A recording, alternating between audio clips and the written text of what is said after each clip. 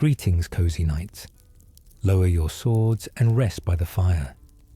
Tonight, we journey through the deepest secrets of Elden Ring's hidden lore. Drop a comment below and tell me where you're listening from tonight, and what games you want me to cover next, and subscribe if this helps you sleep. The Radagon statue's hidden message. In Lanedel's capital, there's a statue of Radagon that hides one of the game's biggest revelations. If you cast the Law of Regression incantation before it, the statue transforms to reveal Marika, displaying the message that Radagon is Marika. This secret was hinted at from the opening cinematic, where both figures occupy the exact same position when shattering and attempting to repair the Elden Ring. The transformation occurs in a flash of gold, showing that these two legendary figures share a single body despite having opposing wills. What makes this particularly profound is that their marriage was effectively Marika marrying herself, creating children like Malenia and Miquella from a union of one being. The game never explains how or why this split occurred, leaving players to piece together whether Radagon was always part of Marika, or if he manifested later as a military necessity during the Lurnian Wars. The law of regression itself represents a fundamental principle of the Golden Order, that all things yearn to converge, making it the perfect spell to reveal this divine unity. Goldmask's entire questline revolves around discovering this truth, calling it the flaw in the Golden Order, that the gods themselves are divided against their nature. The merchant's buried tragedy. Deep beneath Lanedel lies a horrifying secret about the nomadic merchants. In the subterranean shunning grounds, you'll find the frenzied flame prescription, where countless merchant corpses are piled in what was clearly a mass grave. Item descriptions reveal that these merchants were accused of heretical beliefs and buried alive beneath the capital. Their suffering and despair became so intense that it attracted the attention of the frenzied flame, an outer god seeking to destroy all life and return existence to the primordial chaos. This explains why every merchant you encounter uses madness-based attacks when provoked. They're channeling the same flame that answered their ancestors' anguished cries. The merchants' unique instruments carry melodies from this dark period, songs of sorrow that have been passed down through generations. What's most tragic is that their supposed heresy likely stemmed from worshipping a different outer god than the greater will, making them victims of religious persecution that transcended mere politics. The three fingers you encounter in this same underground prison represents the culmination of their collective suffering, an outer god born from genocide. Malenia's bloom flowers. Throughout the lands between, you'll find scarlet Aeonia flowers blooming in specific locations, each marking a place where Malenia bloomed and unleashed the scarlet rot. The first bloomed in Caelid during her battle with Radon, transforming an entire region into a rotting wasteland. The second bloomed at the swamp of Aeonia, and the third occurs during your fight with her when she transforms into the goddess of rot. But here's what most players miss. Malenia has bloomed before these recorded instances. Item descriptions suggest she's bloomed multiple times throughout her life, with each bloom bringing her closer to losing her humanity to the rot goddess. The Clean Rot Knights, her most devoted followers, willingly contract the scarlet rot to remain by her side, slowly rotting from within while maintaining their loyalty. Their armor shows advanced stages of decay, yet they continue serving, proving that Malenia inspired devotion so powerful it transcended self-preservation. Each bloom represents a moment where Malenia surrendered slightly more of herself to the outer god within her. A gradual transformation from demigod to deity, happening across her entire lifetime. Radon's gravity magic secret. Radon learned gravity magic for a reason that's both touching and tragic. Item descriptions reveal he studied under an alabaster lord, mastering gravitational sorcery not for conquest, but to continue riding his beloved horse Leonard. As Radon grew to enormous size through his demigod nature, his tiny steed could no longer support his weight. Rather than abandon his companion, Radon dedicated himself to learning advanced magic purely to reduce his gravitational pull, allowing Leonard to carry him without strain. During the boss fight, you can see Leonard struggling beneath Radon's corrupted, massive form. Yet the horse never falters or runs, despite clear danger. This demonstrates both the depth of their bond and the tragedy of Radon's condition. He maintains just enough consciousness to preserve the magic keeping Leonard safe, even while his mind has been devoured by scarlet rot. The fact that such a legendary warrior, who held back the very stars themselves, devoted his magical studies to something as simple as riding his childhood horse, shows unexpected tenderness beneath his fearsome reputation. Leonard's survival through the entire fight proves Radon's protective magic never fails, even when everything else has been stripped away by madness. The gloam-eyed queen's destined death. Before Marika established the Golden Order, the gloam-eyed queen ruled as an Empyrean, chosen by her own 2 fingers. She wielded destined death through the godskins, hunter priests who wore the skins of gods they'd slain. The black flame they wielded could kill anything, even gods, making them the ultimate threat to the emerging Golden Order. Marika sent her shadow, Malekith the Black Blade, to defeat the gloam-eyed queen and seal destined death within himself. This act fundamentally changed death in the lands between, preventing true death and establishing the cycle of rebirth through the Erd Tree. The Godskin Apostles and Godskin Nobles you fight throughout the game are survivors of this ancient order, still practicing their profane art of wearing divine hides. Their presence in divine towers and near centers of power suggests they're waiting for destined death's return, hoping to resume their sacred hunt for gods. The stretching torture devices they use aren't sadism, but sacred preparation of divine flesh for their garments. Their continued existence proves that Marika's victory over the gloam-eyed queen wasn't total. The old death cult persists in shadows, maintaining rituals from an age when even gods could truly die. Hugh's impossible mission, the blacksmith trapped in the Round Table hold, carries a tragic secret. Queen Marika herself tasked Hugh with forging a weapon capable of killing a god, despite the fact that destined death was sealed away. She imprisoned him in the hold until he could complete this task, making his captivity both punishment and purpose. Hugh's dialogue reveals he's terrified of Marika, hinting at a traumatic history between them. The irony is profound. Marika, herself a god, commissioned a weapon designed to slay gods, suggesting she anticipated or even desired her own potential death.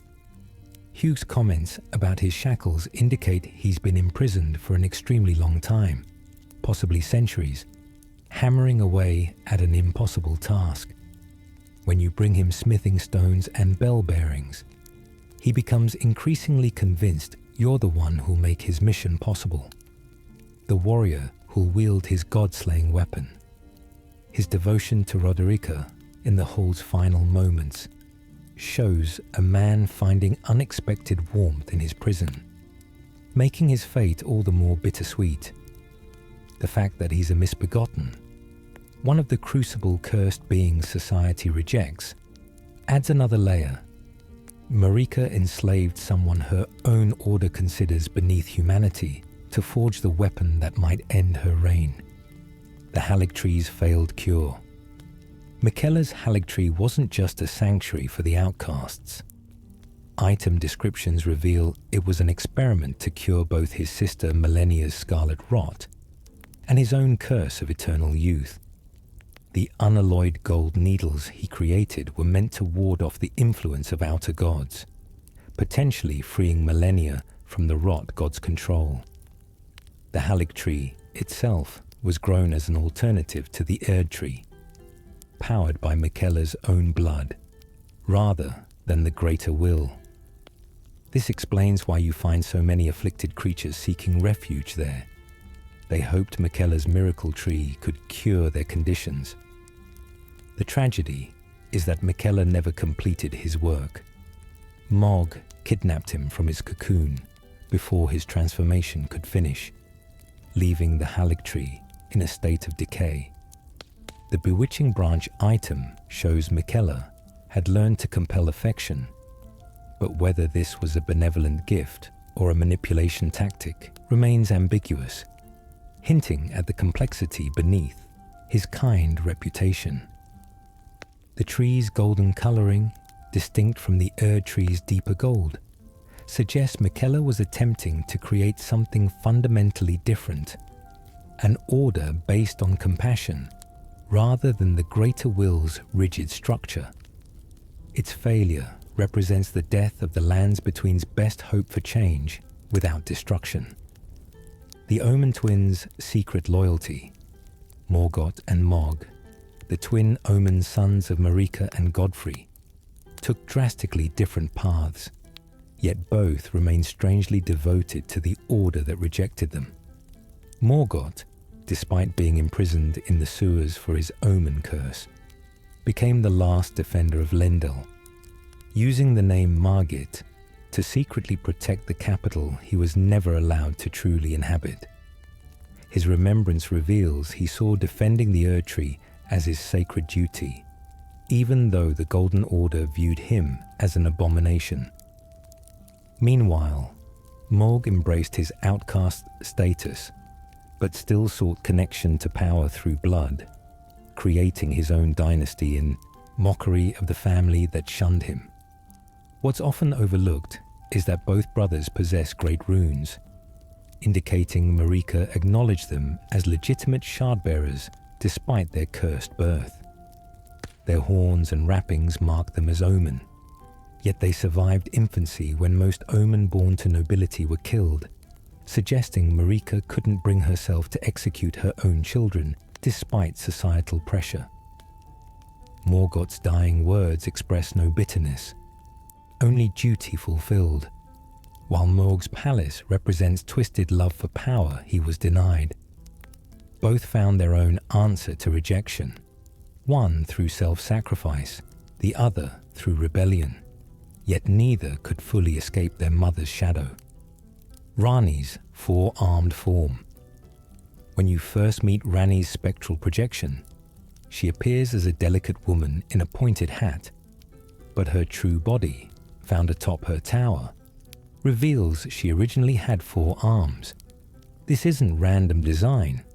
It marks her as an Empyrean closely connected to her outer god, and suggests divine heritage beyond typical demigods. Item descriptions indicate that Rani orchestrated the Night of Black Knives, stealing a fragment of destined death to kill her original Empyrean body, allowing her soul to inhabit a doll modeled after her mentor, the Snow Witch. This doll form has only 2 arms, representing her rejection of her divine destiny. The burned body atop her tower still wears the Snow Witch armor, showing Rani clothed herself in her teacher's image even in death. Her entire quest is about refusing the greater will's control, even if it means killing her own flesh and abandoning her divine potential. The miniature Rani doll you can speak to during her quest shows she maintains some connection to even smaller vessels, suggesting her consciousness isn't bound by physical form. Her 4-armed corpse represents the god she was meant to become, abandoned like a shed skin by someone, choosing freedom over destiny. The Wandering Mausoleum's Children. Those massive walking mausoleums housing dead demigods carry a dark secret. The bell bearings from the corpses inside describe them as soulless demigods, which raises an immediate question. How do demigods die soulless? Environmental storytelling provides the answer. The Eclipse Shotel weapon and symbols around Castle Sol suggest an attempted eclipse ritual designed to grant Godwyn a true death in soul, not just body. These soulless demigods in the mausoleums are likely failures or casualties of similar rituals, beings who died in body, but whose souls were destroyed or scattered through supernatural interference. The mausoleums themselves seem to be in mourning, their slow, ponderous walks almost processional. The spirit bells they carry must be destroyed before you can enter, as if breaking a seal of protection. Most disturbing is that these dead demigods can still have their remembrances duplicated, suggesting something of their divine essence lingers despite soullessness, trapped in eternal half-existence. The skulls hanging beneath each mausoleum belong to their guardians, who died protecting their charges and now ring eternal funeral bells. Their endless walking represents searching for something these incomplete dead can never find, true rest denied by their soulless state. Placidusax's missing heads. Dragon Lord Placidusax sits in a realm outside time in crumbling Fara Missoula, but keen observers will notice he's missing 3 of his 5 heads. Item descriptions reveal he was the Elden Lord before the Age of the Erdtree, serving a god who fled the lands between. He's been waiting for his god's return ever since, essentially existing in a temporal pocket where time moves differently. The missing heads weren't just battle damage, they represent his diminished power in the absence of his deity. Dragons in Elden Ring are closely connected to their gods, with their appearance reflecting their divine patron's strength. Placidusax's 2 remaining heads can still call down ancient lightning, suggesting that even fractured, he retains fragments of his former might. The storm around him in Fara Missoula is perpetual, implying he's been waiting so long that weather itself has become fixed in place. His fight takes place in a pocket dimension, accessed by lying down in a specific spot, suggesting you're not fighting him in present time, but in a preserved moment from the past, when he was still whole enough to defend his god's absence. The loyalty required to wait eons in slowly degrading form for a deity that abandoned you shows either incredible devotion or complete inability to accept abandonment. The Albinauric Genocide. The Albinaurics faced systematic extermination that the game only hints at through environmental storytelling.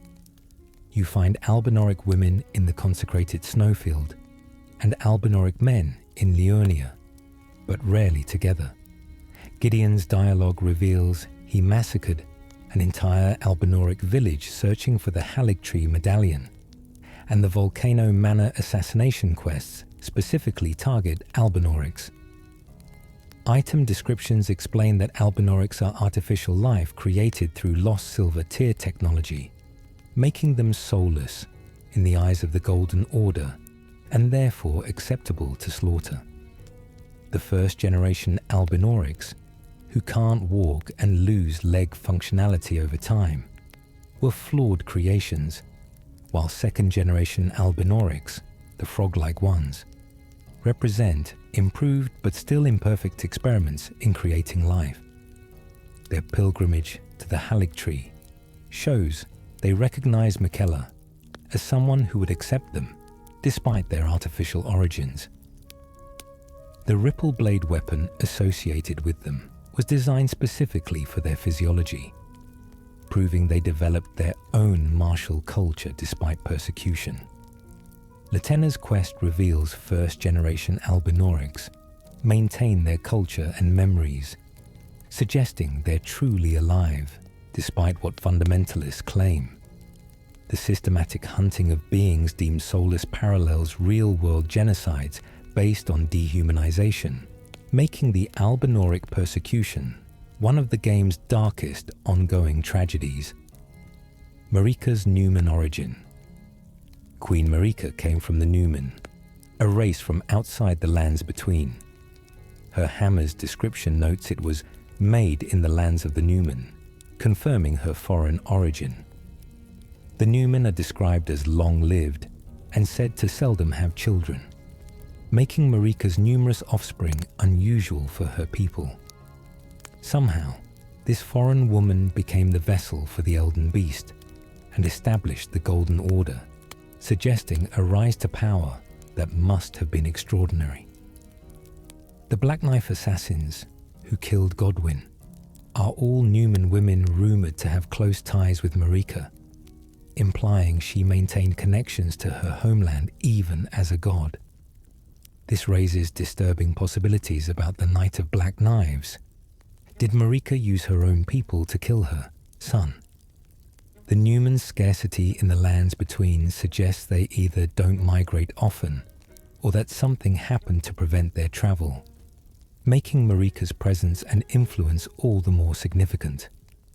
The fact that she retained her Numen heritage items, like her hammer, suggests she never fully integrated into the lands between's culture, always maintaining some connection to her origins. This foreign perspective might explain her eventual rebellion against the greater will. She wasn't native to this world, and therefore less bound by its cosmic rules. Her status as outsider-made god created unique position, allowing her to see flaws in the order she established. The Godskin's noble purpose. The Godskin apostles and nobles aren't mindless monsters, but devoted servants to a cosmic purpose. Their clothing is literally made from the skin of gods they've slain, worn as both armor and religious vestment.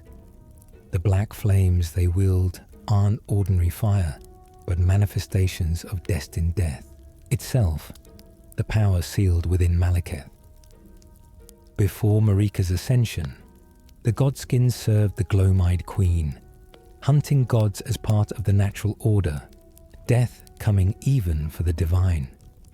Their torture wheel tools and stretching techniques weren't sadistic. They were sacred preparation methods for transforming divine flesh into their holy garments. The fact that they appear in pairs, an apostle and a noble, suggests a hierarchical structure to their order. The ritual they perform with their black flames is actually attempting to restore destined death's power, which is why they're found near divine towers and places of power. They're not invaders, but religious practitioners trying to complete an interrupted sacred duty that predates the Golden Order itself. Their continued existence shows that pre-Erdtree religious orders haven't been completely eradicated, merely driven underground. The Godskin swaddling cloth items suggest they even have birth rituals, implying a complete culture dedicated to hunting divinity. Their presence in the game represents the old death system fighting to reassert itself against the Erdtree's tyranny of rebirth. Godwyn's death root spread. Godwyn the Golden didn't simply die when assassinated during the Night of Black Knives. Only his soul died while his body lived on, creating the horrific Prince of Death.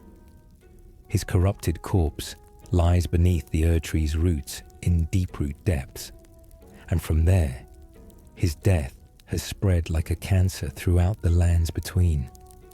The death root you collect for Gurunk is literally pieces of Godwyn's spreading corpse, fragments of his undead flesh that have propagated through the root system. Those who live in death, the skeletal undead enemies, are actually infected by Godwyn's condition, trapped in the same soul-dead state. Fia's quest reveals she's trying to birth a mending rune from Godwyn's corpse, hoping to give those who live in death a place in the new order. The most disturbing aspect is that Godwin's face appears on the root surfaces in various locations, suggesting his corruption has literally merged with the Erd tree itself, meaning any rebirth through the tree could be tainted by death. The fish-like features his corpse develops show transformation into something utterly inhuman. No longer the Golden Prince, but a cosmic horror growing through the world's foundation. His eyes on various root masses suggest some horrible awareness remains. Godwin experiencing his endless death consciously, unable to scream across the entire network of his spreading flesh. This makes him simultaneously victim and plague, first casualty of Marika's schemes, an ongoing threat to all life. The Erd tree's parasitic nature. The glowing golden Erd tree that dominates the skyline isn't as benevolent as it appears. Careful observation reveals it's actually a parasite growing from another, much larger tree. In deep root depths, you can see the Erd tree's roots wrapping around and drawing from the Great Tree, an ancient Crucible-era plant. The Erd tree's golden light comes from absorbing souls of the dead and converting them into grace energy, essentially feeding on the deceased, rather than allowing natural death. This explains why Marika sealed destined death. Without true death, all souls must return to the Erd tree for recycling, creating an endless food source. The minor Erd trees scattered across the landscape are like roots drawing nutrients from the land, explaining why areas around them are often blighted or corrupted. The Dung Eater's ending where he defiles the Erd tree is particularly horrific because he's tainting the source that all reborn souls pass through, creating an eternal curse. The Erd tree isn't a symbol of divine blessing, but a cosmic feeding apparatus, and everyone who dies becomes its sustenance. The amber that flows from it, used in various crafting recipes, is actually concentrated soul essence, the physical manifestation of consumed life force. This recontextualizes the entire Golden Order as a system designed not to save souls, but to harvest them. A divine pyramid scheme where death feeds eternal growth, rather than allowing natural rest. Millicent's sibling mystery. Millicent, the scarlet rot-afflicted woman you meet in Caelid, has 4 identical sisters who attack you in the swamp of Aeonia. Item descriptions call them buds, or offshoots, of Millennia, created when the goddess bloomed in her battle with Radan. They're not truly Millennia's children, but fragments of her divine essence that took independent form, making them simultaneously individuals and parts of Millennia herself. Millicent's journey to reject the scarlet rot and remove Millennia's needle parallels. Millennia's own struggle against her curse, suggesting these offshoots inherit not just their progenitor's affliction, but her strength of will. If you help Millicent complete her quest, she removes the needle and blooms like Millennia, dying but passing on the needle to you. This represents her choosing humanity over divine power, the opposite of what Millennia did. Her death produces a scarlet Aeonia flower, confirming she contained the same divine rot essence as her source. The tragedy is that Millicent never got to meet Millennia, never got to show her mother that rot could be refused. Her 4 sisters, who you can choose to help her kill or kill her alongside, represent different possible futures for Millennia's offshoots. Some embrace the rot while Millicent fights it. This creates a philosophical question about identity. Are these women truly individuals, or are they Millennia experiencing different choices simultaneously through fragmented consciousness? The ancestral followers lost age. The horned ancestral followers inhabiting Siofra River and Nokron worship spirits from an age before the Erd Tree, when death meant returning to a different form of cosmic order. Their weapons are crafted from massive beast horns, which their faith considers sacred, envoys wings, meant to reap beings that experience no sprouting, essentially killing those who don't participate in natural cycles. This suggests their religion predates the Erd tree's cycle of rebirth and represents an older understanding of life and death. The spectral animals they summon during combat aren't illusions but actual ancestral spirits, manifestations of their faith made real through ritual. The massive spirit moose bosses you fight in their territories are apex ancestral spirits, nature gods from their ancient pantheon. The underground rivers where they live are eternal night kingdoms, preserved civilizations that existed before Marika's age. Their continuation suggests not all of the world accepted the Golden Order, with some populations literally going underground to preserve their old ways, rather than submit to the Erd tree's dominance. The bioluminescent vegetation in their territories creates its own light source, independent of sun or grace, showing these underground ecosystems function on completely different rules.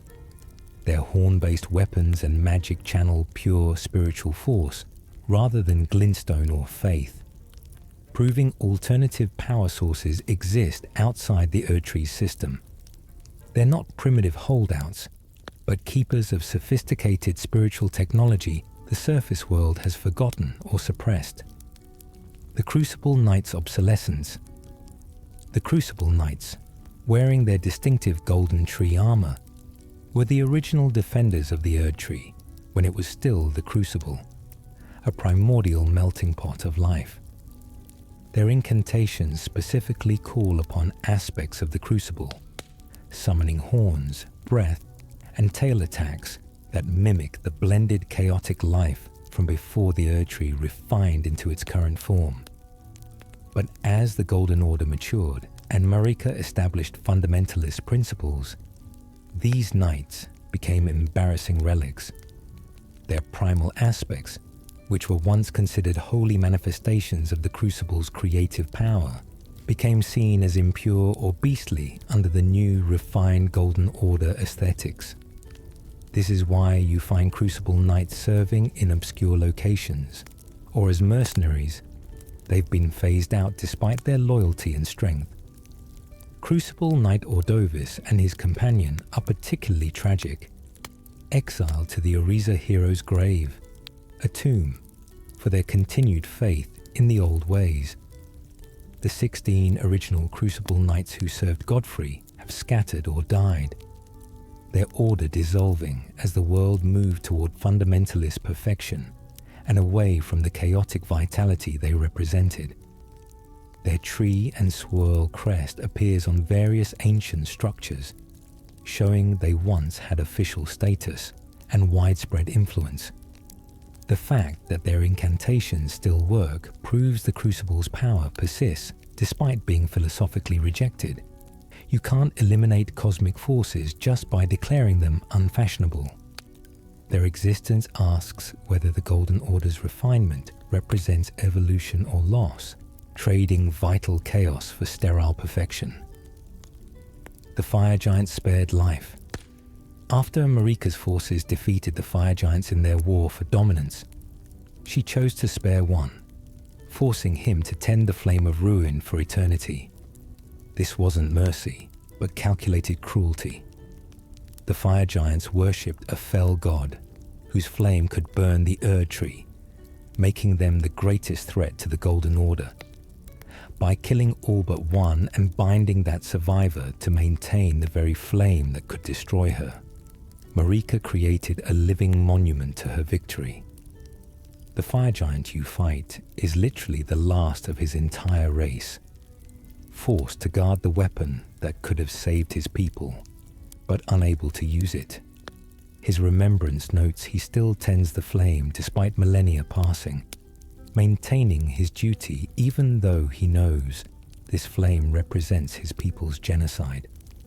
When you defeat him, he begs the fell god to lend his strength one final time, and his eye opens, revealing the god's visage.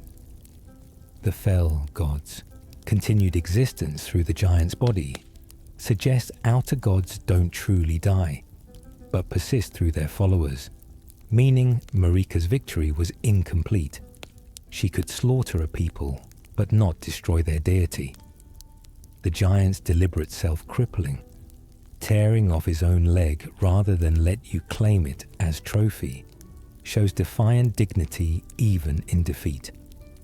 His massive cooking pot and food supplies suggest he's maintained surprisingly normal life for someone imprisoned on a frozen mountaintop for eons, finding small comforts while tending the apocalypse flame. This makes him both tragic and terrifying, sympathetic guardian and potential world ender. The primeval currents scholars. The sorcerers of Raya Lucaria's academy study the stars and glintstone magic, but the primeval current practitioners seek something deeper and more dangerous. Master Azur and Lusat both peered into the primordial current of glintstone sorcery, seeing the fundamental forces underlying reality. This profound vision transformed them literally. Azur's head became a massive crystalline structure, while Lusat's entire being began crystallizing, their bodies being slowly transmuted into living stone. The stars of ruin sorcery you obtain from Lusat describes glintstone sorcerers as both sorcerers and starseed, implying they're not just studying stars, but are becoming stellar matter themselves. Selen's quest reveals the Academy fears this transformation, viewing primeval sorcerers as heretics who've gone too far. Her own body is imprisoned multiple times, and when you help her claim Lusat and Azur's knowledge, she too transforms into a grotesque ball of faces and bodies fused together, suggesting the primeval current's truth is incompatible with maintaining human form. These sorcerers didn't go mad from knowledge. They transcended humanity by understanding cosmic truths too vast for mortal flesh to contain. The crystallization represents becoming one with the cosmic forces they studied, achieving perfect understanding at cost of individual existence. Azur's glintstone crown still functions as his head, suggesting consciousness persists even in mineral form, trapped in eternal contemplation of the currents he mastered.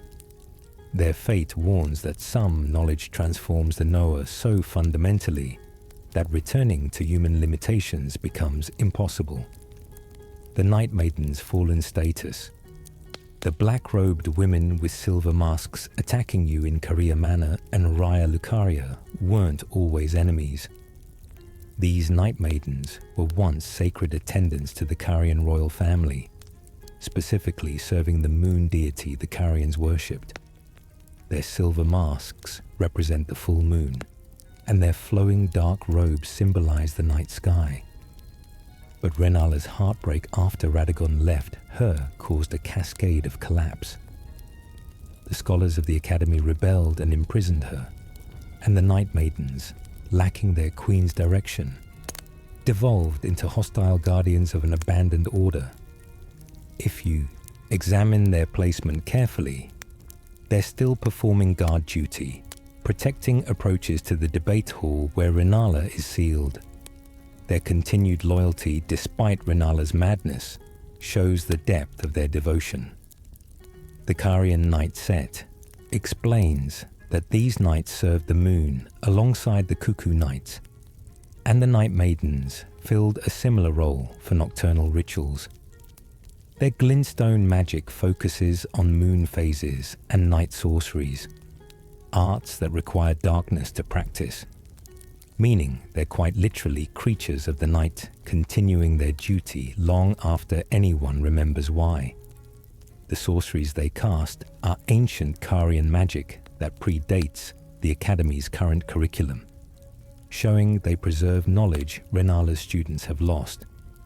Their masks never come off, suggesting they've either forgotten their faces or bound their identities so completely to service that removing the mask would mean losing themselves. They represent what happens to devoted followers when the object of devotion breaks, continuing meaningless patterns because abandoning duty would mean confronting the emptiness beneath. Mog's blood dynasty scheme. Mog, Lord of Blood, didn't just build his palace in a random bloody swamp. The Mogwin dynasty's entire foundation rests on a horrifying plan. He kidnapped his half-brother Miquella, attempting to use the Empyrean's divine blood to elevate himself to godhood through a profane ritual. The blood roses that bloom throughout his palace are watered with blood from his war surgeon's experiments, creating a grotesque garden of flesh and pain. The sanguine nobles serving him are recruits to his cursed blood dynasty, warriors who've embraced hemorrhagic powers in exchange for serving his nightmare vision. But here's the truly disturbing part. Item descriptions suggest Mog might have been manipulated or charmed by Miquella himself. The bewitching branch shows Miquella could compel affection, and Mog's obsessive fixation might not be entirely his own will. This casts Mog's entire dynasty in a different light. Is he a predator kidnapping an innocent Empyrean, or a puppet dancing to Miquella's tune, serving purposes he doesn't understand? Either way, his palace of blood represents the Golden Order's failure to contain its outcasts, who create their own kingdoms in the margins. The three blood-soaked fingers near his boss arena mirror the three fingers of frenzy, suggesting blood as alternative path to outer god communion. His spear techniques derive from dragon cult lightning modified to blood, showing he studied legitimate arts, then corrupted them for his purposes. The sheer volume of blood throughout his domain suggests thousands have been sacrificed to his ambitions, each death feeding his attempt to create new divine order based on blood and obsession, rather than grace and gold. Castle Soul's eclipse failure. The remote mountaintop Castle Soul holds evidence of a failed cosmic ritual. Ghost dialogue and item descriptions reveal the soldiers here attempted to cool down an eclipse at Miquella's request, hoping to grant Godwyn a true death. The eclipse show-tell weapon and surrounding symbolism show they believed eclipsing the sun would somehow restore Godwyn's soul, giving him the death in soul that was denied when only his body died. But the ritual failed. The spirits you encounter are still trying to complete their duty centuries later, ghosts forever attempting an impossible task. The Black Knife assassins found in the area suggest Marika sent agents to investigate or possibly disrupt the ritual. Castle Commander Neil, the boss you fight here, guards half of the Haligtree medallion, connecting this failed resurrection attempt directly to Miquella's sanctuary. This implies a grand plan, where Miquella hoped to cure his sister's rot, overcome his own curse, and restore his brother to life simultaneously. The castle's name, Sul, references the sun, and its location high in frozen mountains suggests they needed elevation to reach the celestial event. Their failure means Godwyn remains the Prince of Death, spreading corruption forever. The ghostly warriors still drilling in formation show military discipline persisting beyond death, orders so deeply ingrained they transcend mortality. The banner they fly depicts sun and moon in alignment, the eclipse they failed to summon, a reminder of ambitions that exceeded mortal or even demigod capability. This location proves that even beings as powerful as Miquella face cosmic limits, that death once enacted cannot always be undone regardless of divine intervention attempted. The Frenzied Flame's yellow philosophy. The three fingers and the frenzied flame represent more than just another outer god. Hieta's dialogue reveals the flame seeks to melt all life back into a primordial oneness, erasing the separations and distinctions that cause suffering. Yellow eyes mark those touched by madness, and the flame's adherents see currency. Existence as a tragic mistake. Believing the shattering of the one great into separate beings was the universe's original sin. The frenzied flame ending has you burning down the Erd tree and all life, not from malice, but from a twisted logic. If everything returns to unified chaos, there can be no conflict, pain, or death, because there's no distinction between self and other. Shabriri, the most reviled man in history, spread this chaos not through violence, but through slander and lies, showing the flame values dissolution through social decay as much as physical burning. The merchant's underground prison, where you encounter the three fingers, shows the flame emerged from collective suffering, despair so profound, it called forth an outer god promising the mercy of oblivion.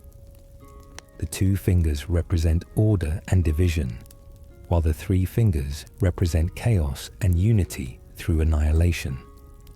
The merchant's unique finger positioning in death shows their contact with three fingers, transformed even their corpses. The yellow tinge that infects everything touched by frenzy suggests jaundice or decay, the world sick and seeking purifying destruction. Melina's vow to kill you if you choose this ending shows even those who accept many paths find this one unforgivable, true evil not from cruelty, but from genuine belief that existence itself is the problem. The philosophical coherence of their position makes them more dangerous than random madness. They're not insane, but sanely pursuing logical conclusion of their premises, making them impossible to argue with, because they've already accepted dissolution of all argument. Fara Mazula's time paradox. Fara Mazula exists outside normal time, a skybound cathedral city suspended in a temporal storm. The description for Malekith's armor notes he guards destined death. To this day, despite the city clearly being ancient and ruined, this suggests the location exists in multiple time periods simultaneously, or that you're accessing it during its prime, despite seeing it crumbled. The Dragon Communion incantations found here predate the Erd Tree, and the architecture shows a civilization built around dragon worship, when dragons ruled as apex creatures. When you use the rolled medallion to reach the mountaintops, you can see Fara Mazula floating in the distance, yet traveling there requires burning yourself as kindling for the forge of the giants. This burning doesn't transport you spatially but temporally, sending your consciousness to a when rather than a where. The Deathroot system connects to Fara Mazula through Malekith, showing Godwyn's death corruption can reach even into this temporal anomaly. The crumbling nature of the city might not be age, but temporal collapse, the structure breaking apart as its existence becomes untethered from linear time. Finding the same items in multiple states of decay depending on when you visit certain areas suggests time flows differently in different sections. The beastmen you fight were Farum Azula's civilization, but their degraded state and placement suggests they're experiencing their city's collapse in slow motion, watching their homeland disintegrate across eons. The dragon corpses embedded in architecture prove catastrophic battle happened here, possibly the war that shattered the city across time itself. Visiting Farum Azula feels like walking through a memory being forgotten, details fading and structures collapsing as temporal coherence fails. Rykard's serpent fusion. Praetor Rykard didn't just ally with the god-devouring serpent, he fed himself to it, fusing his body with the serpent in a grotesque union. The serpent hunter weapon found in his manor explains this spear was designed specifically to kill the serpent, suggesting Rykard's family knew what he planned and prepared a countermeasure. His motivation wasn't just power. Rykard sought to devour gods as an act of rebellion against the Golden Order, becoming a force that could consume even divine beings. The recusant followers at Volcano Manor continue his work, assassinating Tarnished trying to become Elden Lord, essentially preventing anyone from restoring the Golden Order. Tanith, his consort, eating his corpse after you defeat him, shows the depth of devotion his followers had. She's literally consuming him to maintain some connection. Inside Rykard's body, you can see faces of his victims pushing against the serpent's flesh, suggesting everyone the serpent ate remains partially conscious within. His great rune depicts the serpent consuming the Elden Ring itself, showing his ultimate ambition was devouring the fundamental source of order. The volcano he claims as his domain constantly threatens to erupt, as if the land itself rejects this profane fusion.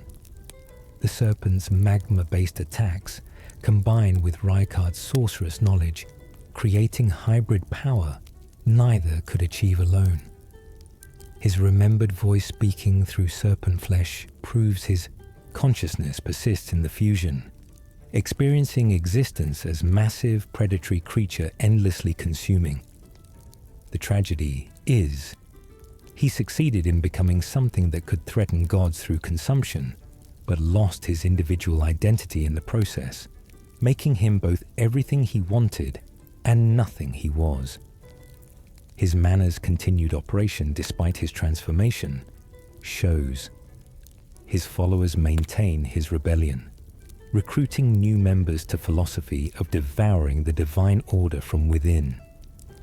The Two Fingers abandonment. Every Two Fingers you encounter seems to struggle with communication, requiring finger readers to translate their movements. But Ennia's dialogue reveals something disturbing. The Two Fingers have lost contact with the greater will. When you burn the Erd Tree, the Two Fingers enters a contemplation that lasts indefinitely, essentially buffering while trying to reconnect with its god. This explains why the guidance they provide feels incomplete or contradictory.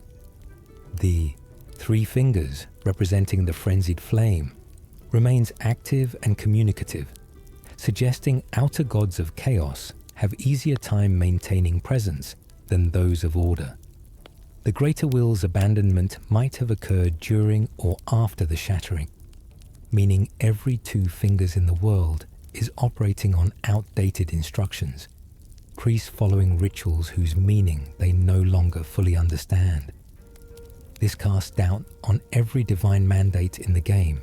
If the god has left, are you following sacred law or just momentum?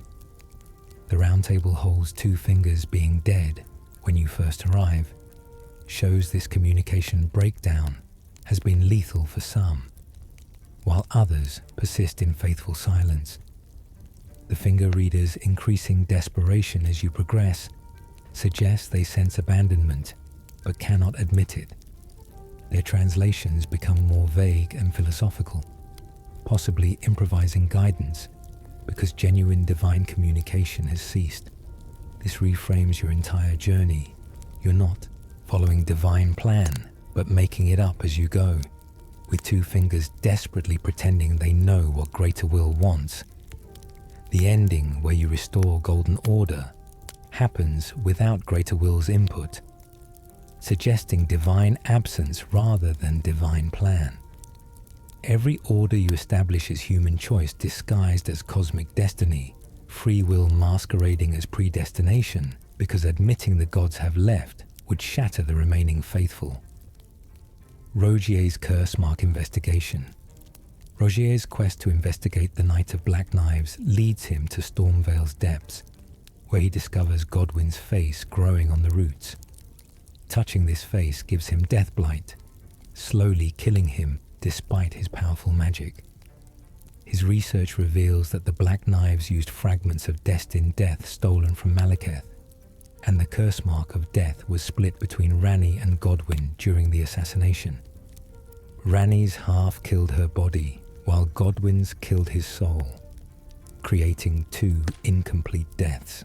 Rogier dies trying to understand this, succumbing to the same death that claimed Godwyn.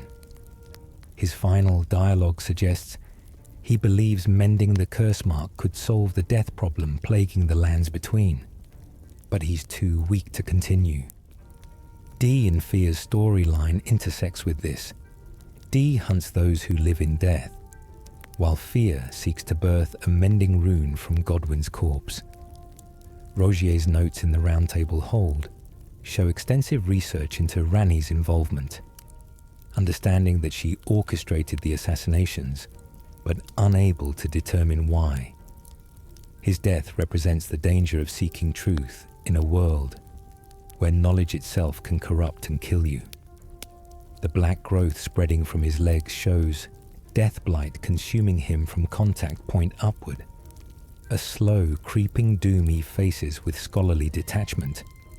His request to investigate his findings after death shows he values truth over survival, willing to die if his work helps others solve the mystery. The Rogier's rapier, you can claim, carries his scholarly approach to combat, swift, precise strikes matching his analytical mind. His presence in the hold creates false sense of safety. Scholarly pursuits seem harmless until the knowledge itself proves fatal. His questline teaches that some secrets protect themselves, death woven into truth in ways that kill those who uncover it. The Haligtree's blood sacrifice. Every approach to Miquella's Haligtree requires sacrifice. Latenna's quest reveals she's searching for apostate derelict to reach an Albinoric woman, and climbing the Haligtree shows it was grown using Miquella's own blood as sustenance. The consecrated snowfield leading to it is marked by frozen spirits and invisible bridges, a trial of faith where one wrong step means death. The tree itself is dying without Miquella's presence, its gold dulling and rot spreading through its branches. Loretta abandoned the Carians to serve Miquella, showing even enemy forces recognize something worth protecting in his sanctuary. The Cleanrot Knights fighting through their own decay to remain at Millennia's side demonstrate the infectious nature of Miquella's dream. People willingly destroy themselves for his vision. But item descriptions suggest something disturbing beneath this idealism. Miquella's ability to compel affection raises questions about whether his followers chose loyalty or were enchanted into it. The bewitching branch's connection to Miquella suggests he engineered devotion rather than earning it naturally, meaning the Haligtree might be built not on sacrifice but on manipulation. The Albinoric archers defending approaches are second generation, showing Miquella accepted those other societies rejected. The sleeping status they inflict connects to Saint Trina, Miquella's alter ego, suggesting he used sleep magic to soothe followers' suffering. The tree's placement in the consecrated snowfield, furthest point from Lendel, shows Miquella deliberately distanced his experiment from Golden's order interference. The rot spreading through its branches now that he's gone proves it was sustained by his continued presence, a tree dependent on its god rather than independent like the Erd tree. This dependency doomed it when Mog kidnapped Miquella, leaving his greatest work to decay despite countless followers maintaining vigil. The tragedy is that everyone defending the Haligtree believes they're protecting Miquella when he's already gone, guards maintaining post at an empty fortress. The Deathbird's ancient death. Before the Erd-tree and Golden Order, the Deathbirds presided over death, gathering the dead during the dark of night. Their ghostly flames and skeletal appearance aren't corruption, but their natural state as shepherds of souls in an age before the Erd-tree's cycle. The twin-bird kite shield explains these birds served death itself, back when death meant true ending, rather than returning to the Erd-tree for rebirth. Marika's sealing of destined death didn't destroy these death birds, but made them obsolete, spirits persisting in a world that no longer needs their function.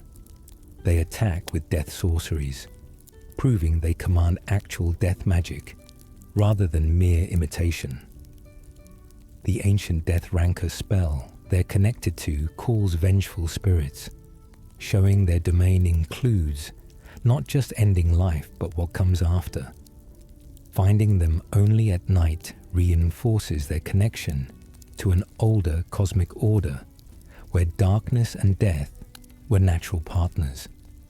Their continued existence proves the Erdtree's hegemony isn't total. Remnants of previous ages persist in the margins, waiting for the current order to fail. The fact that death birds drop ghost flame and death magic proves these aren't just animals, but cosmic functionaries, beings given purpose by older gods. Their mournful cries heard at night suggest awareness of their obsolescence, servants without masters still performing duties no one remembers. The varieties of death birds, from basic to deathrite, show hierarchical structure to their order. Different ranks for different death shepherding duties. Their skeletal wings still function despite being mostly bone, showing death-related beings operate on rules different from life. They represent the old death system's persistence, waiting patiently for the Erdtree to fall so they can resume their eternal purpose of guiding souls to proper rest, rather than forced rebirth. Corin and Gold Masks. Heresy. Brother Corin starts as a devout Golden Order fundamentalist, but his journey with Gold Mask leads to a discovery that shakes his faith. Gold Mask, through pure contemplation, discerns the flaw in the Golden Order, the gods' fickleness and whims. Learning that Radagon is Marika, that the divine is internally conflicted, reveals that the supposedly perfect order is built on a divided foundation. Corin can't handle this revelation, his entire worldview shattering when confronted with divine imperfection. Gold Mask, however, creates a mending rune based on this knowledge, one that removes the god's influence from the order, establishing a rule of law independent of divine fickleness. This perfect order ending represents fundamentalism, taken to its logical conclusion. Order so pure it doesn't need gods to enforce it. Corin dying near Gold Mask's corpse shows the human cost of absolute truth. Faith can't survive the perfection it seeks. Their relationship shows two responses to divine revelation: the scholar who refines knowledge into new truth, and the believer who breaks when truth contradicts faith. Gold Mask never speaks but communicates through gestures, his silence representing wisdom beyond words, or perhaps inability to articulate truth so profound it breaks language. The T-pose gesture he shares with you after learning the truth shows someone literally struck still by revelation, frozen in contemplation of the impossible. Corin's dialogue about thinking he understood fundamentalism shows how shallow his previous faith was, surface-level devotion shattered by actual theological depth. The fact that Gold Mask succeeds in creating new rune while Corin fails to maintain faith proves intellectual rigor serves truth better than blind devotion. Their quest represents dangerous knowledge, the kind that destroys some seekers while elevating others, truth as test that sorts the worthy from the faithful. The walking mausoleum's bells. The bell-ringing heads beneath each walking mausoleum aren't decorative, but essential to their function. These skulls belong to the mausoleum guardians who died protecting their soulless demigod masters. The bells they ring create a spiritual barrier, keeping the dead demigod's remembrance intact even without a soul present. You must destroy these skull bells before entering because they actively prevent disturbance of the deceased. The mausoleums walk endlessly, because their occupants have no soul to grant them rest, creating a perpetual funeral march across the landscape. Each step crushes everything beneath, suggesting their grief is literally crushing the land. The knights inside retain enough consciousness to duplicate remembrances, implying memory persists beyond death and soul both. Different mausoleums house different demigods, with some more elaborately decorated than others, suggesting ranks even among the soulless dead. Their wandering routes form patterns when mapped, possibly ancient funeral processions locked in eternal repetition, or perhaps searching for something that could grant their occupants the complete death denied to them. The ghost flames some mausoleums carry shows connection to ancient death rites predating the Erdtree. The fact that you can duplicate remembrances from these soulless corpses suggests divine essence exists separately from soul, that godhood is biological or metaphysical property independent of consciousness. The mausoleums near water seem drawn to it, possibly ancient funeral custom of burial near rivers. The variety in their designs shows different eras or cultures built them, each incorporating their own death aesthetics. Their walking prevents their occupants from fully dying, but also prevents them from properly existing, a liminal state between being and nothingness that eternal march embodies. The bell's constant ringing sounds like mourning, a funeral that never ends because the body won't stop moving long enough to be properly buried. Bok's rebirth tragedy.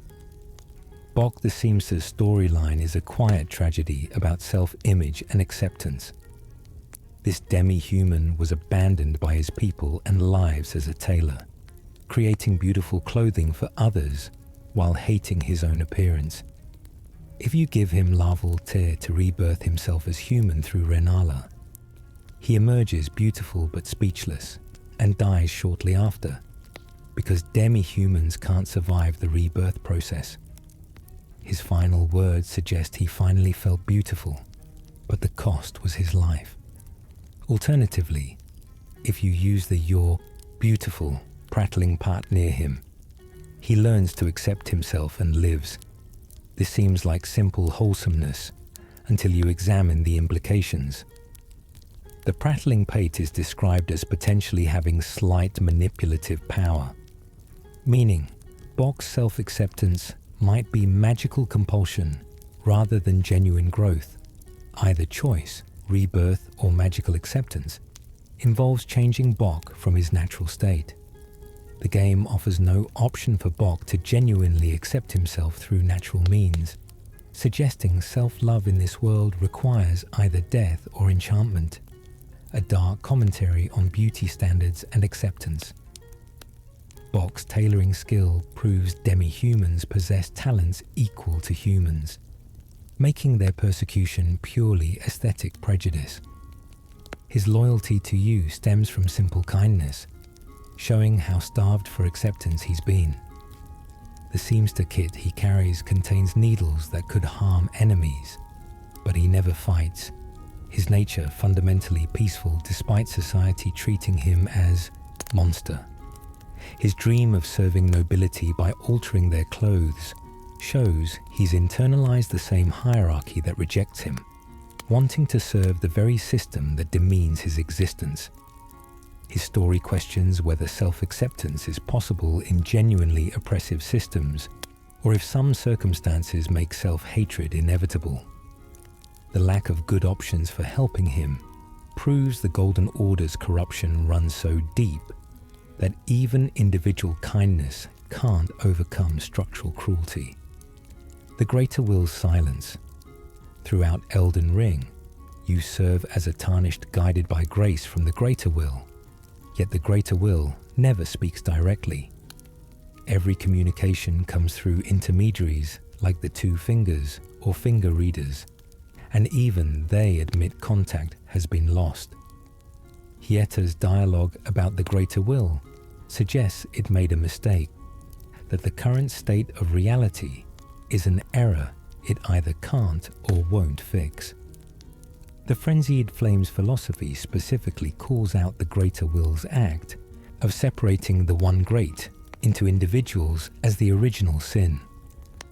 Marika's rebellion, shattering the Elden Ring, can be read as attempting to force the greater will's attention or punish it for abandoning its vessel. The two fingers entering endless contemplation when you burn the tree shows the greater will has no emergency protocol for major deviations from its plan. This implies either incredible arrogance, assuming nothing could threaten its order, or complete apathy about the lands between's fate. Every ending you choose happens without the greater will's input, meaning you're not restoring its vision, but creating your own order in its absence. The golden grace that guides you might not be divine instruction but automated system continuing to function despite its creator's departure. The greater will's physical manifestation as Elden Beast suggests it exists as energy or law rather than conscious entity, possibly unable to communicate because it lacks personality or will in human sense. Its silence could be the most profound truth in the game. That cosmic order has no inherent meaning or purpose beyond what conscious beings project onto it. The various two fingers across the world, each interpreting grace differently, suggests there was never centralized divine will, just local interpreters claiming authority. This makes your entire journey less about fulfilling divine destiny and more about choosing which philosophical approach to order you'll impose on abandoned cosmos. The greater will's abandonment means you inherit responsibility without receiving guidance, freedom, and burden simultaneously. Nefeli's Stormvale claim. Nefeli Lu, the warrior you meet in Stormvale, carries the same surname as Huara Lu, Godfrey's true name. This isn't coincidence but heritage. She's descended from the first Elden Lord's bloodline, possibly his daughter or distant descendant. Her questline involves her being disgusted by Gideon's cruelty in the Albinoric village, showing she has moral standards her adoptive father lacks. Kenneth Haight's quest intersects with hers. He seeks a true leader for Limgrave after Godric's death, and Nefeli proves worthy.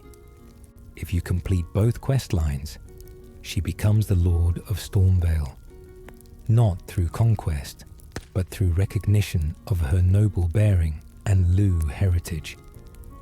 Her phantom summon description calls her a seasoned warrior despite her young appearance, suggesting she's seen far more combat than her age would indicate. The ancient dragon smithing stone she carries shows she's been to Farum Azula, or somewhere similar, places only the truly devoted or desperate reach.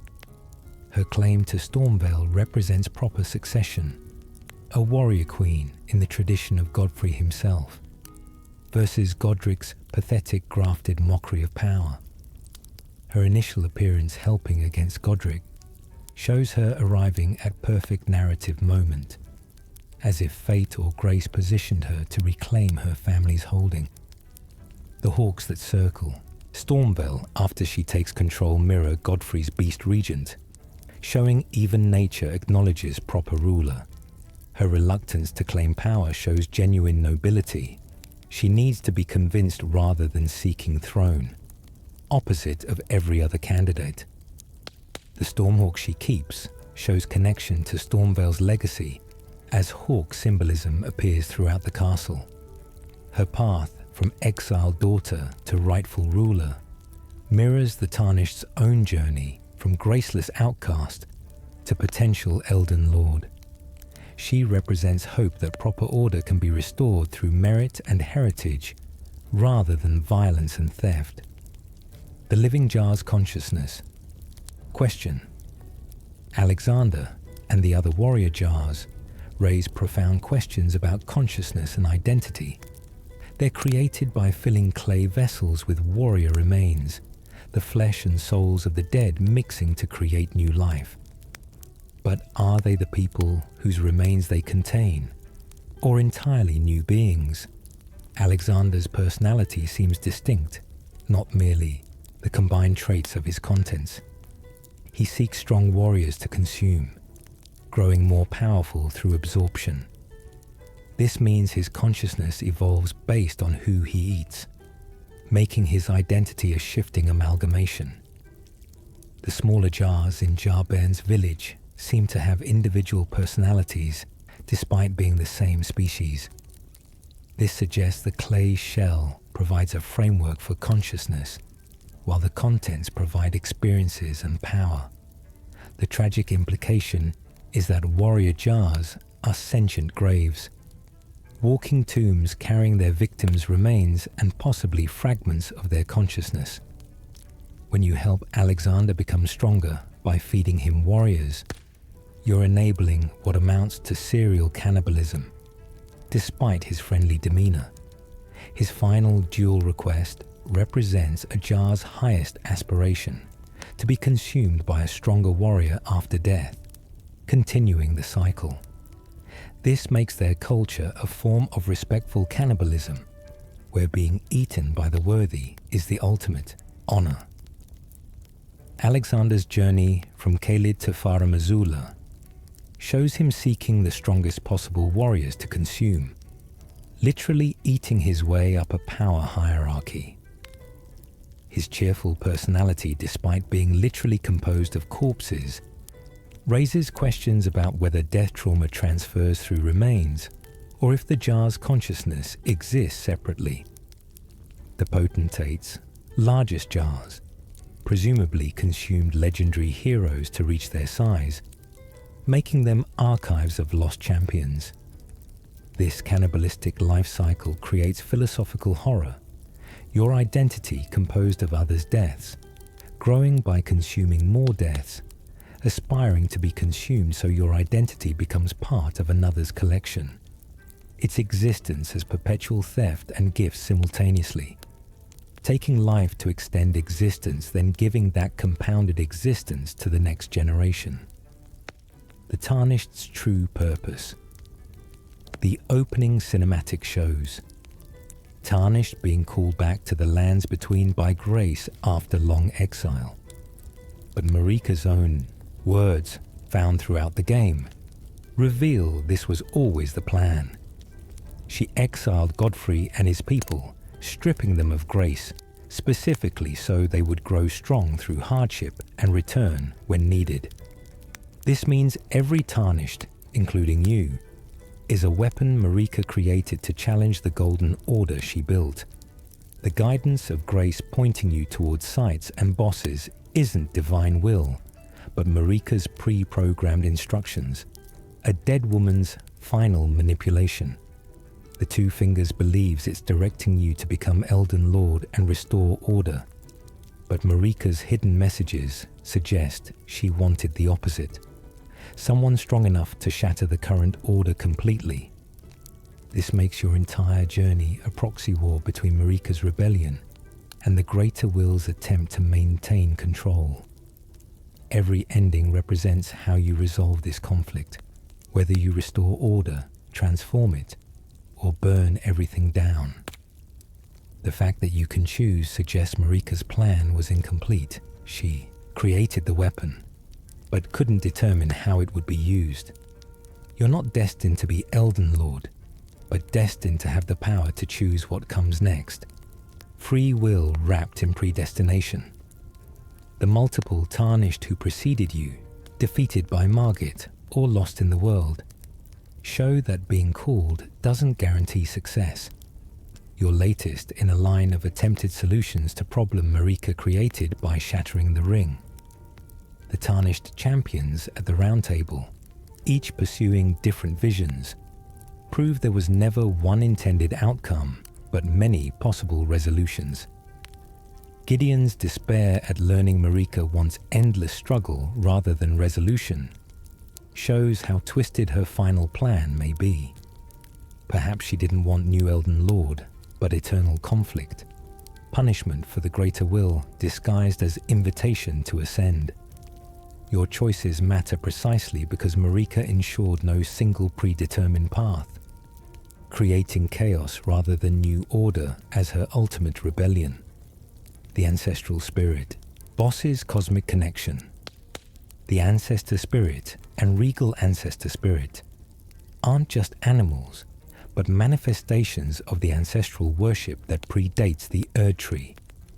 Their spectral blue forms contain countless smaller spirits, souls of creatures that died and returned to the collective, rather than to the Erd Tree. They demonstrate an alternative to the Golden Order's system, death feeding a natural cycle rather than a divine tree. The horns covering their bodies aren't growing from them but floating around them, symbol of connection to the spirit realm. When you fight them in Siofra River and Nokron, you're interrupting sacred ground, places where the old death system still functions. Their magic isn't sorcery or incantations, but pure spiritual force, showing different cosmic laws apply underground. Defeating them grants you their remembrance, but doing so feels wrong. You've killed something that wasn't hostile, merely defending its territory. Their existence proves the Erd Tree's dominance isn't total, that alternative systems of life and death persist in places Marika's power couldn't fully reach. The followers who worship these spirits maintain knowledge the surface world has lost, understanding death as transformation rather than ending or recycling. These spirits might be the world's true gods, localized deities that don't demand global worship but provide for those who remember them. The ritual required to make them appear involves lighting candles at specific locations, showing deliberate summoning rather than random encounter. Their peaceful behavior until attacked suggests they're not monsters, but sacred beings protecting their territory. The healing they drop when damaged shows them leaking life force, perhaps overflowing with accumulated ancestral energy. Their spectral nature existing in physical space proves spirit and matter can coexist in ways the Golden Order's binaries don't account for. Killing them might be necessary for your journey, but represents destroying something ancient and irreplaceable. Cosmos slightly diminished by their absence. The Erd Tree's parasitic nature, the glowing golden Erd Tree that dominates the skyline, isn't as benevolent as it appears. Careful observation reveals it's actually a parasite growing from another much larger tree. In deep-root depths, you can see the Erd Tree's roots wrapping around and drawing from the Great Tree, an ancient Crucible-era plant. The Erd Tree's golden light comes from absorbing souls of the dead and converting them into grace energy, essentially feeding on the deceased rather than allowing natural death. This explains why Marika sealed destined death. Without true death, all souls must return to the Erd Tree for recycling, creating an endless food source. The minor Erd Trees scattered across the landscape are like roots, drawing nutrients from the land, explaining why areas around them are often blighted or corrupted. The Dung Eater's ending, where he defiles the Erd Tree, is particularly horrific because he's tainting the source that all reborn souls pass through, creating an eternal curse. The Erd Tree isn't a symbol of divine blessing, but a cosmic feeding apparatus, and everyone who dies becomes its sustenance. The amber that flows from it, used in various crafting recipes, is actually concentrated soul essence, the physical manifestation of consumed life force. This recontextualizes the entire Golden Order as a system designed not to save souls, but to harvest them. A divine pyramid scheme where death feeds eternal growth, rather than allowing natural rest. The tree's golden color, beautiful and radiant, disguises its vampiric function as aesthetic perfection. The roots, spreading through catacombs and underground spaces, show it actively seeks dead to consume. Invasive growth reaching wherever death concentrates. The fact that burning it requires using another god's flame, the fell god's fire, proves its supernatural resilience. The trees increasing. Corruption through the game shows it straining under the weight of harvested souls, perhaps approaching capacity or revolting against Marika's interference. Its final state, burned but surviving as golden network in sky, suggests even death cannot fully kill it, that the consumption system has become self-sustaining independent of divine oversight. The bell-bearing hunter's contract. The bell-bearing hunter, who appears at merchant locations at night, is actually Elmer of the Briar, confirmed by identical movesets and equipment. But his systematic hunting of merchants suggests organized effort rather than random violence. Each bell bearing he collects represents a merchant's entire inventory, their life's work and livelihood. Killing merchants doesn't just eliminate individuals, but destroys knowledge. The recipes and items they sold become lost unless you defeat the hunter and claim their bearings. Elmer's origin in Eocade, a land of solitary ascetics, explains his philosophy. He believes in self-sufficiency through isolation, viewing merchants as corrupting forces that make people dependent. By eliminating them, he's forcing society toward his ascetic ideal where each person must be completely self-reliant. His nocturnal appearances suggest he understands his mission would be stopped if pursued openly. So he works in darkness when settlements are vulnerable. The equipment he drops, the briar set and weapons, all grow thorns that damage the wearer, showing he practices what he preaches, embracing suffering as purification. His success until you arrive proves how vulnerable the lands between social infrastructure is. One skilled assassin can systematically dismantle the merchant network that keeps civilization functioning. The fact that he appears at multiple locations, sometimes simultaneously based on time passage, suggests either multiple bell-bearing hunters or that Elmer can project himself across space. His targeting of specifically merchants and teachers, those who spread knowledge and goods, reveals ideological mission rather than simple murder. The thorns growing from his armor represent his philosophy made flesh, isolation and pain as path to enlightenment, society as corruption to be pruned away. His success, collecting multiple bell bearings before you stop him, shows he's been hunting for extended period, a long campaign against commerce and knowledge sharing. Each merchant he kills represents a small victory for his vision of radical self-sufficiency, economic warfare against interconnection, the deathbed dream's true meaning. Fire's quest to lie with champions isn't sexual, but a sacred ritual connected to her role as a deathbed companion. She holds dying warriors, absorbing their vigor and sharing their death, gathering essence needed to birth a mending rune from Godwyn's corpse. Her baldachin blessing weakens you because she's literally draining life force, though willingly given. The description calls this service intimate, showing physical contact is required for the exchange. She seeks to change the Golden Order to accept those who live in death, giving them legitimacy rather than hunting them as abominations. Dee's hatred of her stems from his zealous opposition to undeath, viewing her acceptance of death-blighted beings as heresy. When she finally lies with Godwyn's corpse in deep-root depths, she births a mending rune of death and dies, her purpose fulfilled.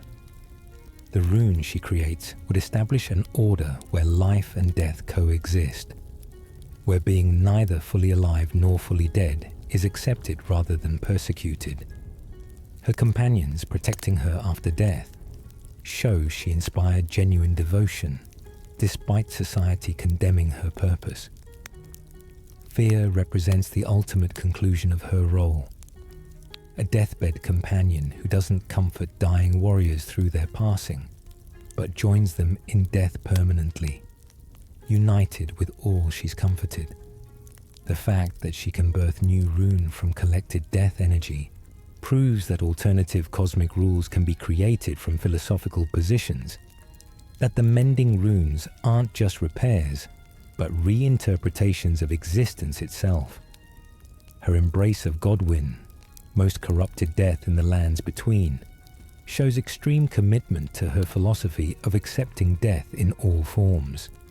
The champions who defend her understand they're protecting something sacred, a woman attempting to birth new cosmic order from collective death she's gathered across her lifetime. Her quest asks whether comfort offered to dying creates debt that must eventually be paid with comforter's own life, whether witnessing death repeatedly obligates joining that death yourself. The intimacy of her service creates spiritual connections so deep they transcend individual existence, binding her to every warrior she's held as they died. Mog's Nihil blood loss. Mog's infamous Nihil attack that drains your health 3 times isn't just a boss mechanic but represents his communion with the formless mother, an outer god of blood. Each utterance of Nihil translates to nothing in Latin, showing Mog reducing you to nothingness through blood loss. The attack bypasses shields and armor because it's not physical damage, but metaphysical draining, pulling life force directly from your body regardless of protection. The purifying crystal tear can negate this attack, but its description reveals it was created specifically to counter Mog's power, suggesting someone anticipated his rise and prepared a countermeasure. The blood magic Mog practices is fundamentally different from the blood arts used by others. His connects directly to an outer god, rather than being mere technique. When he transfuses his spear with blood before slamming it down, he's channeling the formless mother through the weapon. His arena, being surrounded by a lake of blood, shows the scale of sacrifice required to maintain his communion. The corpses of Albinaurics throughout his palace suggest he's been using them as blood sources for his rituals, their artificial nature making them convenient victims. Saint Trina's true identity. Saint Trina, the mysterious figure associated with sleep throughout the base game, was actually Miquella's other self, similar to how Radagon is Marika. Item descriptions reference Saint Trina as having both childlike and adult forms, matching Miquella's curse of eternal youth combined with divine nature. The sleep-inducing items associated with Saint Trina, including the torch and sword, all connect thematically to Miquella's attempt to cure millennia by inducing slumber. The sword of Saint Trina's description mentions the figure vanishing all of a sudden, which aligns with Miquella being kidnapped by Mog. Cut content from the game files includes a character named Rico, who would have confirmed Saint Trina, and Miquella were the same being. The purple colouring associated with Saint Trina items contrasts with Miquella's gold, suggesting the sleep aspect represented a separate identity he maintained. The compassion Saint Trina showed through granting merciful sleep mirrors Miquella's philosophy of accepting all beings. Miquella's lily and Saint Trina's lily, being paired items with similar descriptions, reinforces their connection. 2 aspects of one Empyrean. The Carian royal family's moon worship. The Carian royalty didn't just study sorcery, but actively worshipped the moon as a deity. Renala's full moon spell depicts her devotion to this celestial body, and her children inherited connections to cosmic forces. Rani's allegiance to the moon goes beyond academic interest into religious devotion. eventually seeking to bring an age of stars. The dark moon associated with Rani represents a different aspect of lunar worship than her mother's full moon, suggesting theological divergence within the family. The Carian royal crest depicts the moon prominently, showing it was central to their identity and power. The glintstone crowns worn by Carian sorcerers channel moon energy directly, creating physical connections to their deity.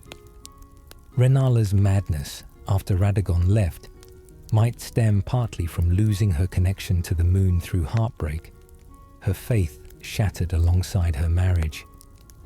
The Academy's rebellion against her could be viewed as theological coup. Scholars of glintstone sorcery overthrowing moon-worshipping royalty. The spectral wolves serving the Carians might be gifts from the moon deity, spiritual guardians granted to faithful worshippers. E.G.'s mirrored helmet secret. War Counselor. E.G. wears the Carian royal family's mirrored helm, but its purpose goes deeper than simple disguise. The helmet's description reveals it blocks out the intervention of the greater will and its vassals, essentially creating a dead zone where divine observation cannot penetrate. This means E.G. has been hiding from the Two Fingers and greater will for potentially centuries, maintaining his conspiracy with Rani without detection. The mirrors work by reflecting divine sight back on itself, creating a loop that prevents clear observation. Every troll wearing these helms is attempting similar concealment, suggesting widespread resistance among their species to divine oversight. The fact that E.G. can remove the helm and still maintain his clarity shows the protection isn't corrupting, merely obscuring. His willingness to share this technology by selling helms to you indicates he wants to spread resistance capabilities. When he's eventually killed by Black Knife assassins and you find his helm discarded, it suggests they forced him to remove it before striking, or that he removed it himself as final act of defiance. The burning ghost flame consuming his body shows the assassins wanted to ensure complete destruction, eliminating not just E.G., but any evidence of his work. The Celian sorcerer's sealed town, Celia, Town of Sorcery, is completely sealed by magical barriers when you first arrive, requiring you to light braziers to dispel them. This wasn't enemy action, but the sorcerers sealing themselves in, a quarantine against the scarlet rot spreading through Kalid. The Nox sword stresses and Nox priests you fight throughout the town aren't invaders, but defenders who remained behind, maintaining the seal even as rot corrupted the region. The architecture shows Celia was once prosperous, with elaborate magical infrastructure suggesting it rivaled Raya Lucaria in power. The connection to Nokron through the Night Sorcerers indicates Celia maintained relations with underground civilizations, possibly serving as surface outpost for Eternal City magic. The sealed barriers use old Nox magic, star and void sorceries predating the Erdtree. Gowry's presence near the town and his transformation into Kindred of Rot suggests he was studying Celia's sorcerers, learning how they resisted or adapted to scarlet rot. The treasure hidden throughout the town shows sorcerers prioritized knowledge preservation over escape, sealing their magical research inside barriers rather than flee empty-handed. Patch's endless recurrence. Patches appears across multiple From Software games, leading to theories he's somehow transcendent or cursed to repeat his role eternally. In Elden Ring, his survival tactics and cynical worldview suggest he's seen the rise and fall of multiple orders, learning that gods and kingdoms are temporary, but greed is eternal. His leather armor is perfectly mundane, no magical properties, yet he survives encounters that kill legendary warriors, implying either incredible luck or cosmic protection. The fact that he's never surprised by anything you do suggests familiarity with tarnished patterns, as if he's met countless others before you. His decision to become a merchant after being spared shows pragmatic adaptation, turning near death into business opportunity. The items he sells are oddly specific, suggesting he scavenged from previous adventurers who trusted him and died. His location in a cliffside cave near a treasure chest, perfectly positioned to kick you off, represents decades of refinement. The perfect ambush tested on countless victims. When he asks forgiveness and you spare him, he seems genuinely surprised, suggesting most tarnished kill him, making you an anomaly in his eternal pattern. Tanith's devotion to blasphemy. Tanith, the hostess of Volcano Manor, doesn't just serve Rykard, but is genuinely devoted to his philosophy of devouring the gods. Her refined manner and noble bearing hide someone who believes serpentine blasphemy represents truth. When you defeat Rykard and she begins consuming his corpse, it's not madness, but religious communion, literally taking her god into herself. The consort set she wears shows she was Rykard's partner in both leadership and philosophy, equally committed to their blasphemous vision. Her recruitment speeches about the Erdtree's cruelty aren't manipulation, but genuine belief. She truly sees the Golden Order as corrupt. The recusants she organizes to hunt tarnished serve dual purpose, preventing Elden Lord candidates from restoring the Order while also providing worthy warriors for the Serpent to devour. Her continued operation of the manor after Rykard's death shows the philosophy survives its prophet, that the organization has taken on life beyond its founder. The Night Bernal's presence suggests she's recruiting genuinely skilled warriors who share ideological opposition to the Erdtree rather than mere thugs. The Round Table holds displacement. The Round Table hold exists in a space separate from the physical lands between, accessible only through grace teleportation. Its architecture perfectly mirrors the real Round Table hold in Lendel, suggesting it's either a copy or the original displaced into pocket dimension. The fact that it burns when you set fire to the Erdtree proves it's connected to the capital's fate despite being physically separate. No NPCs can explain how they arrived at the hold, suggesting the space pulls people rather than people finding it. The two fingers being dead when you arrive, but still somehow guiding the living two fingers in Enya's room, creates temporal paradox, as if past and present exist simultaneously here. The balcony looking out over golden fog rather than landscape shows. This space exists outside normal geography. Gideon's ability to know things happening across the lands between might stem from the hole's displaced nature, existing partially outside time or space, allowing information to flow differently. The fact that you can burn to death in the hold but respawn at graces elsewhere proves it operates on different rules than physical locations. The Dung Eater's childhood curse. The Dung Eater's obsession with spreading the Omen curse stems from his own traumatic past, hinted at through his dialogue. He speaks of knowing what it means to be born cursed, suggesting he either was an Omen himself or witnessed their suffering intimately. His decision to curse all life rather than just accept Omen represents radicalized compassion. If everyone shares the curse, discrimination becomes impossible. The seedbed curses he creates function by defiling corpses so thoroughly their souls carry the stain through rebirth, meaning future generations will be born with Omen features. His imprisonment in the subterranean shunning grounds, where Omens like Marg and Morgoth were also held, reinforces his connection to Omen persecution. The specific nature of his curse attacks, targeting the groin area, suggests he's attempting to corrupt the birth process itself. ensuring all future children bear the mark.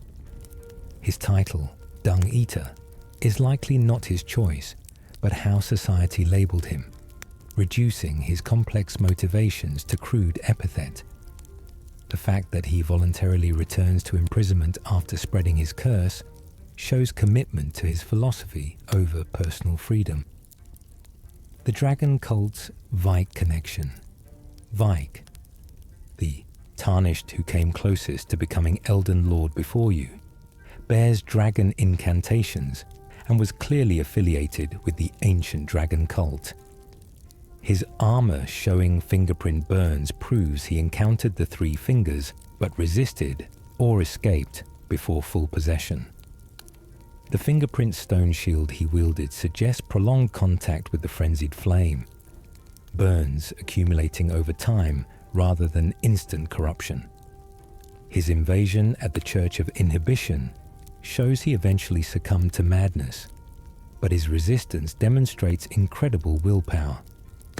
The fact that he appears as invader rather than friendly phantom suggests his madness made him hostile to other tarnished attempting what he failed. His equipment combining dragon faith with madness affliction creates tragic narrative. A faithful warrior corrupted while seeking power to protect his finger maiden. The remembrance describing him as Vike the Dragon Spear indicates he achieved legendary status before his fall, making his corruption all the more tragic. His presence in the Evergale shows someone imprisoned him after his fall, containing the threat he posed. Latenna's impossible journey. Latenna the Albinoric cannot walk, yet her questline takes her across the entire lands between to the apostate derelict. She travels by having you carry her as spirit ash, experiencing the journey vicariously through your summons. Her destination is the apostate derelict, where a massive Albinoric woman sits frozen, implied to be Latenna's people's progenitor or goddess. The snow and isolation protecting this site suggest deliberate concealment from those who persecuted Albinorics. Latenna's ability to fire arrows with incredible accuracy despite her disability shows first-generation Albinorics adapted to their physical limitations through exceptional skill development. Her sister Larina's death, protecting the Haligtree medallion, shows their family's dedication to Miquella's sanctuary. The sleeping wolf Lobo at Slumbering Wolf's shack was Latenna's companion, showing she once traveled more freely before losing her mobility. Her final rest at the apostate derelict feels like pilgrimage completion, a disabled woman reaching her people's holy site against all odds. The ancient dragon-smithing stone she gives represents treasures her people preserved, artifacts from ages past hidden away from those who would steal them. Miquella's unalloyed gold philosophy. Miquella's development of unalloyed gold represents revolutionary approach to divine influence. Unlike regular gold tied to the Erdtree and greater will, unalloyed gold resists outer god interference, creating buffer against cosmic manipulation. The needles he crafted from this material could halt the scarlet rot spread in millennia, proving its effectiveness. His research into creating gold free from outside influence shows him recognizing the fundamental problem with the Golden Order, that its gold binds people to the greater will's control. The Haligtree being grown with his blood, rather than Erdtree grace, represents practical application of his philosophy, divine power, independent of established gods. His ability to compel affection through unalloyed gold items like Bewitching Branch raises questions about whether freedom from one god's influence allows imposing his own will. The tragedy is that creating power source independent of outer gods might require becoming an outer god yourself, the problem perpetuating through its solution. His incomplete transformation in the cocoon shows the process of becoming truly independent divine force was interrupted, leaving his revolutionary philosophy unrealized. the merchant's musical code. The nomadic merchants you encounter all play identical instruments, but their music contains encoded information. The specific melodies they perform vary slightly by location, potentially carrying messages between merchant groups. Their musical tradition predates their persecution, suggesting they maintained communication networks through song when written messages could be intercepted. The instruments themselves are crafted with exceptional quality despite merchants appearing poor, showing they value musical heritage over material wealth. The connection between their music and the frenzied flame isn't coincidental. The melodies that once brought joy became dirges of suffering after their burial. Some merchants can teach you their songs through gesture emotes, showing willingness to share culture with those who respect them. The fact that attacking merchants makes them fight with madness incantations rather than weapons shows they've spiritually aligned with the flame that answered their people's suffering. Their refusal to abandon their cultural practices despite persecution shows remarkable resilience, maintaining identity when survival would be easier through assimilation. Blades, predetermined betrayal. Bled was created by the two fingers to serve as Rani's shadow, bound to eventually betray her if she defied her divine purpose. His genuine love for Rani makes his inevitable madness tragic, loyalty and programming warring within him. The fact that he can resist longer than expected shows the strength of his bond with Rani while fighting against cosmic compulsion. E.g., imprisoning him in the Evergale wasn't cruelty, but mercy, attempting to prevent Bled from being forced to attack Rani. The Black Knife assassins you fight at Rani's rise after her questline suggest they came for Blade, knowing his madness would make him vulnerable target. Finding Bled outside Rani's rise in full madness, attacking you on sight, shows the programming eventually won despite his resistance. His final words suggesting he wanted to remain loyal even as madness took him demonstrates the tragedy of determinism, a being created with purpose that inevitably conflicts with developed personality. The armor set he drops bearing the Carian royal crest shows he was accepted as part of the family despite being artificially created servant. Millicent's Scarlet Rot prosthesis. Millicent's prosthetic arm isn't just replacement limb, but specially crafted to handle scarlet rot without corroding. The gold work suggests Michaela's unalloyed gold might be incorporated, creating rot-resistant prosthetic. Her missing arm represents sacrifice or loss to the rot, possibly self-amputation to prevent spread. The fact that she can wield weapons with this prosthetic as effectively as her real arm shows remarkable craftsmanship and her adaptation to disability. Her journey mirrors Millennia's in that both are defined by relationship with scarlet rot and missing limbs. The choice between helping her remove the needle or taking it early determines whether she blooms like Millennia or dies maintaining her humanity. Her prosthetic remaining functional throughout her quest despite constant exposure to rot proves its special properties. The talisman she drops, if she blooms, enhances successive attacks, mirroring Millennia's combat style, and suggesting the offshoots inherit not just affliction, but fighting instincts. The Black Blade's destined death hunger. Malekith doesn't just guard destined death, but is slowly being consumed by proximity to it. His bestial hunger represents the rune of death corrupting him, making him increasingly feral over eons of exposure. The fact that he can be fed deathroot in his Gurrank form shows he's trying to satiate this hunger through consuming fragments of death.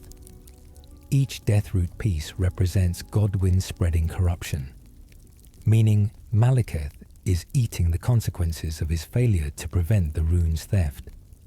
His transformation from scholarly Gurrank to bestial Malekith when you attack him, suggests the two identities represent his struggle with the death curse. The Black Blade incantations he created specifically to combat death magic show him developing countermeasures to the power he guards.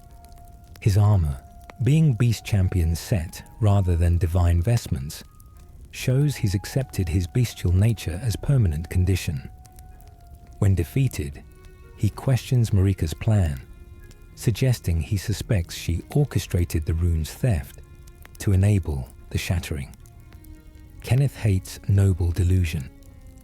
Kenneth Haight's quest to find proper ruler for Limgrave would be admirable if he weren't so obviously classist and delusional. His insistence on nobility and proper lineage shows he values birth over competence or character. His fort being overrun by demi-humans while he hides on the ramparts demonstrates his own inadequacy as leader. The fact that he recognizes Nephili as worthy only after learning her Lu lineage shows he judges people entirely by bloodline. His dialogue about proper order reveals nostalgia for rigid hierarchy rather than genuine concern for Limgrave's people. His pompous manner and constant complaining about having to associate with lesser beings makes him unsympathetic despite technically being on your side. The golden seed he rewards you with represents old power structure's desperate attempt to maintain relevance through trinkets. His plan requiring you to do all actual work while he takes credit shows aristocratic parasitism. Nobles defining themselves by what they commission rather than accomplish. Selen's graven mass transformation. Selen's pursuit of primeval sorcery leads to her transformation into a graven mass, a ball of fused sorcerers. This wasn't curse, but the natural result of peering too deeply into the primeval current, consciousness merging with the cosmic forces she studied. The school of graven mages she sought to rebuild represents this philosophy taken to extreme, sorcerers literally combining into greater whole.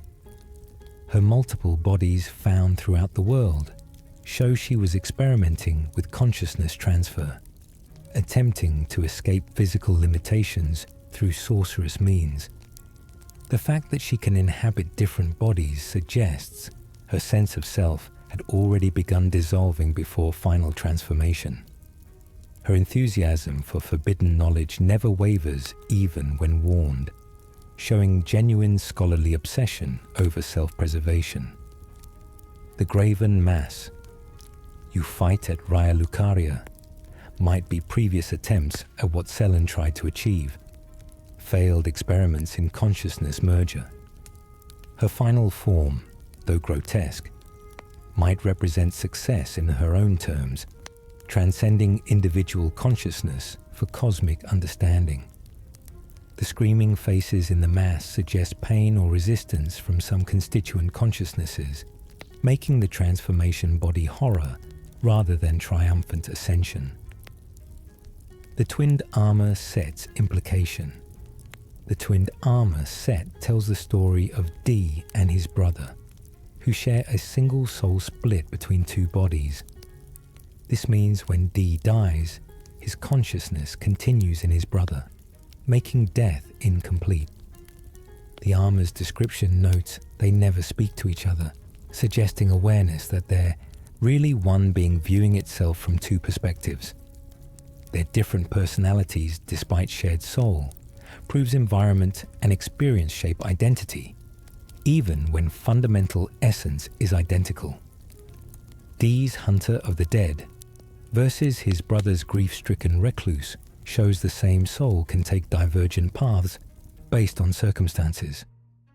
The brother's quest to revenge. D suggests the shared soul allows him to feel D's death personally, experiencing it as partial self-death. The armor passing from one to the other represents the soul's vessel changing while essence remains. This creates philosophical questions about identity. If they share a soul, is killing one murder or just forcing soul into single body? Their existence proves the Golden Order's understanding of life and death is incomplete, that souls can be divided in ways that break binary categories. The fire monks abandoned faith. The fire monks who tend the flames throughout the lands between are actually servants of the fell god of fire, the deity the fire giants worshipped. Their continued service, maintaining flames, represents keeping their suppressed religion alive through pretending to serve the Erd tree. The flame magic they wield is distinctly different from golden incantations, showing allegiance to alternative cosmic power. Their placement at flame pillar sites across the map creates a network of fire worship hidden in plain sight. The black flame they sometimes use connects them to the Godskin cult, suggesting alliance between followers of different suppressed faiths. Their knowledge of fire arts that can damage the Erd tree represents revolutionary potential, servants maintaining the weapon that could destroy their supposed masters. The fire prelate armor worn by their leaders shows military structure, organized resistance rather than scattered survivors. Their giant blood heritage connects many of them directly to the vanquished fire giants, making their service both preservation of culture and long-term revenge plan. Torrent's previous rider, Mystery. Melina gives you Torrent, but mentions his previous owner chose you, creating mystery about who owned the spectral steed before. Rani's recognition of Torrent suggests she knew the previous rider well, possibly intimately. The spirit spring jumping ability Torrent possesses indicates training in special techniques, previous rider teaching him supernatural movement. His absolute fearlessness in combat shows experience with high-level threats, suggesting previous owner faced similar dangers. The spectral nature indicates he's already dead in some sense, a ghost horse bound to physical service. His ability to be summoned across dimensions and appear even in isolated locations shows he exists partially outside space. The whistle that calls him is unique to you, suggesting each rider gets personalized. Jiao Huan method, implying previous rider had their own way to call him. Rani's questline connection hints previous rider might have been involved in her conspiracy, someone who knew both Melina and Rani. His loyal service, despite your initial status as weakest tarnished, suggests he judges riders by criteria other than current power. The Erd tree burial watchdog's purpose. The Erd tree burial watchdogs found in catacombs aren't just guards, but sophisticated automatons programmed to protect specific tombs. Their construction from stone and magic shows advanced understanding of animation that's been lost to current age. The variety of weapons they wield suggests customization for specific threats, each tomb having unique security requirements. Their presence in Erd tree catacombs, despite using magic predating the Erd tree, shows they were repurposed from earlier civilizations' technology. The imps that accompany them might be lesser versions or degraded copies, cheaper guardians for less important tombs. Their ability to pursue intruders relentlessly without tiring makes them perfect eternal guards. No need for shifts or supplies. The fact that some wield staffs while others use swords shows understanding that varied threats require varied responses. Their placement at specific choke points rather than random locations proves strategic thinking in their programming. Finding them inactive until you approach suggests power conservation mode, waiting potentially centuries between activation triggers. The perfumer's battlefield medicine.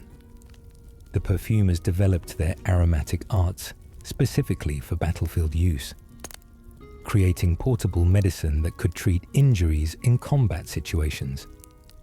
Their bottles contain concentrated plant essences, alchemy simplified for field use rather than laboratory refinement. The fact that some perfumes can cure scarlet rot shows they developed treatments for conditions the Golden Order considered incurable. Their willingness to treat everyone, including Omen, represents medical ethics over social prejudice, healing as universal duty. The various perfume types providing different buffs suggests extensive research into combat enhancement, not just healing, but prevention. Their persecution by fundamentalists stems from their challenge to divine healing through faith, proving science could match or exceed prayer. The depraved perfumer, set showing more combat-oriented development, indicates some perfumers weaponize their knowledge, creating harmful aromatics alongside helpful ones. Their survival through secret transmission of knowledge shows information warfare, preserving science through hidden education when public practice was forbidden. The Volcano Manor's recusant philosophy. The recusants at Volcano Manor aren't random assassins, but philosophical opponents of the Elden Lord system. Each assassination target represents someone who could restore the Golden Order, making their killing ideological warfare. The contracts Tanith provides include detailed intelligence, showing systematic infiltration of tarnished movements. The reward structure offering better weapons for harder targets demonstrates meritocratic approach, contrasting with Golden Order's birthright system. Bernal's presence as veteran tarnished shows some who attempted the path to Elden Lord became convinced it was wrong. The communal dinner table where recusants gather creates family atmosphere, loyalty through genuine community rather than divine mandate. The manor's hospitality to outcasts represents alternative social structure, accepting those the Golden Order rejected. Their location in active volcanoes shows comfort with danger and destruction, literally building home in place of constant threat. The serpent worship underlying their philosophy offers clear alternative to Erd-Tree faith, cosmic rebellion through embracing blasphemy. Mog's formless mother communion. The formless mother that Mog worships is an outer god distinct from others, focused entirely on blood and wounds. Her formlessness suggests she predates physical law, existing as pure concept of hemorrhage and injury. The communion Mog achieves with her through blood rituals grants him powers the Golden Order can't match. His ability to curse others with blood flames shows the mother's influence spreading through victims. The palace's architecture incorporating living blood suggests the mother physically manifests through accumulated vital fluid. Morg's horns, more elaborate than his brother Morgoth's, might result from this communion, the formless mother augmenting his omen curse. The flies that swarm in his arena represent decay and corruption, the mother's aesthetic opposite to golden grace. His ritual to share blood with Miquella attempts to convert an Empyrean to formless mother worship, creating new dynasty with divine backing. The three blood-soaked fingers near his throne mirror the three fingers structure, suggesting the formless mother desires similar standing to other outer gods. The Dragon Lord Placidusax's missing god. Placidusax waits for a god who fled before the Erd-Tree's rise, creating mystery about what divine power preceded the greater will. The fact that this god fled rather than fought suggests either cowardice or awareness they couldn't win. Placidusax's loyalty enduring across ages shows devotion strong enough to reject new cosmic orders.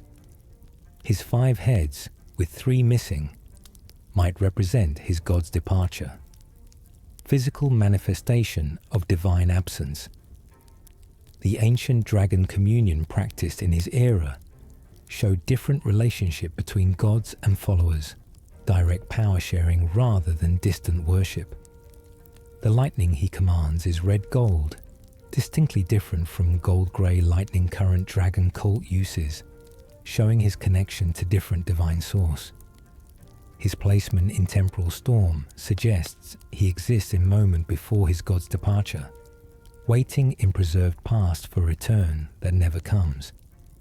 The massive scale of Farumazula, relative to other dragon architecture, shows his god-commanded impressive devotion and resources. The Godskin nobles' stretching truth.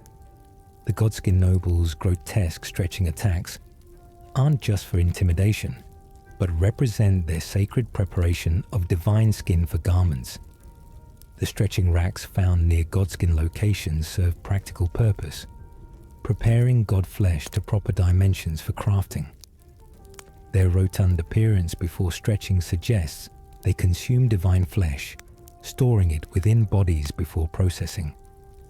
The black flame they wield specifically burns away divinity, perfect tool for killing gods then preparing their remains. Their rolling attack, while absurd looking, demonstrates the flexibility achieved through their practices, bodies modified to superhuman capability. The fact that nobles appear more refined than apostles suggests hierarchy based on number of gods skinned, prestige through hunting success. Their presence in divine towers shows them claiming symbolically significant locations, marking territories where gods once ruled. The godskin swaddling cloth, suggesting they have reproductive cycle, means this cult perpetuates across generations, teaching children to hunt divinity. Gideon's betrayal philosophy. Sir Gideon Ofnir's title, the All-Knowing, becomes ironic when his knowledge leads to despair rather than action. His research into every demigod and outer god reveals a pattern he finds hopeless, cycles of power perpetuating suffering. His decision to oppose you at the end stems from belief that Marika wants endless struggle, not resolution. The massacre he commits at the Albinoric village shows knowledge without ethics creates monsters, information divorced from morality. His adoption of Nepheli, then rejection, when she shows compassion, demonstrates his corruption, seeing people as tools for knowledge gathering. The various sorceries and incantations he uses in combat prove he studied every power source but mastered none. Jack of all trades unable to commit. His intelligence network throughout the lands between represents surveillance state, information as power and control. His final decision to become roadblock rather than helper shows knowledge without wisdom, understanding everything but meaning nothing. The ancestral followers' horn veneration. The ancestral followers' use of massive beast horns as weapons and implements shows deeper spiritual significance than simple tools. Their faith considers horns as envoys' wings, physical manifestations of spiritual authority. The variety of horn types they use suggests different beasts provide different spiritual qualities, taxonomy of sacred animals. Their underground realm's preservation shows their rejection of surface world's changes, cultural conservation through isolation. The spectral animals they summon during combat aren't mere magic, but ancestors made manifest, lineage as power source. Their shamanic practices predating organized religion represents original human spirituality, direct communion with nature spirits. The singing they perform during rituals uses harmonics to bridge material and spiritual worlds, sound as medium for divine contact. Their horned headpieces worn by elders show spiritual authority earned through age and wisdom.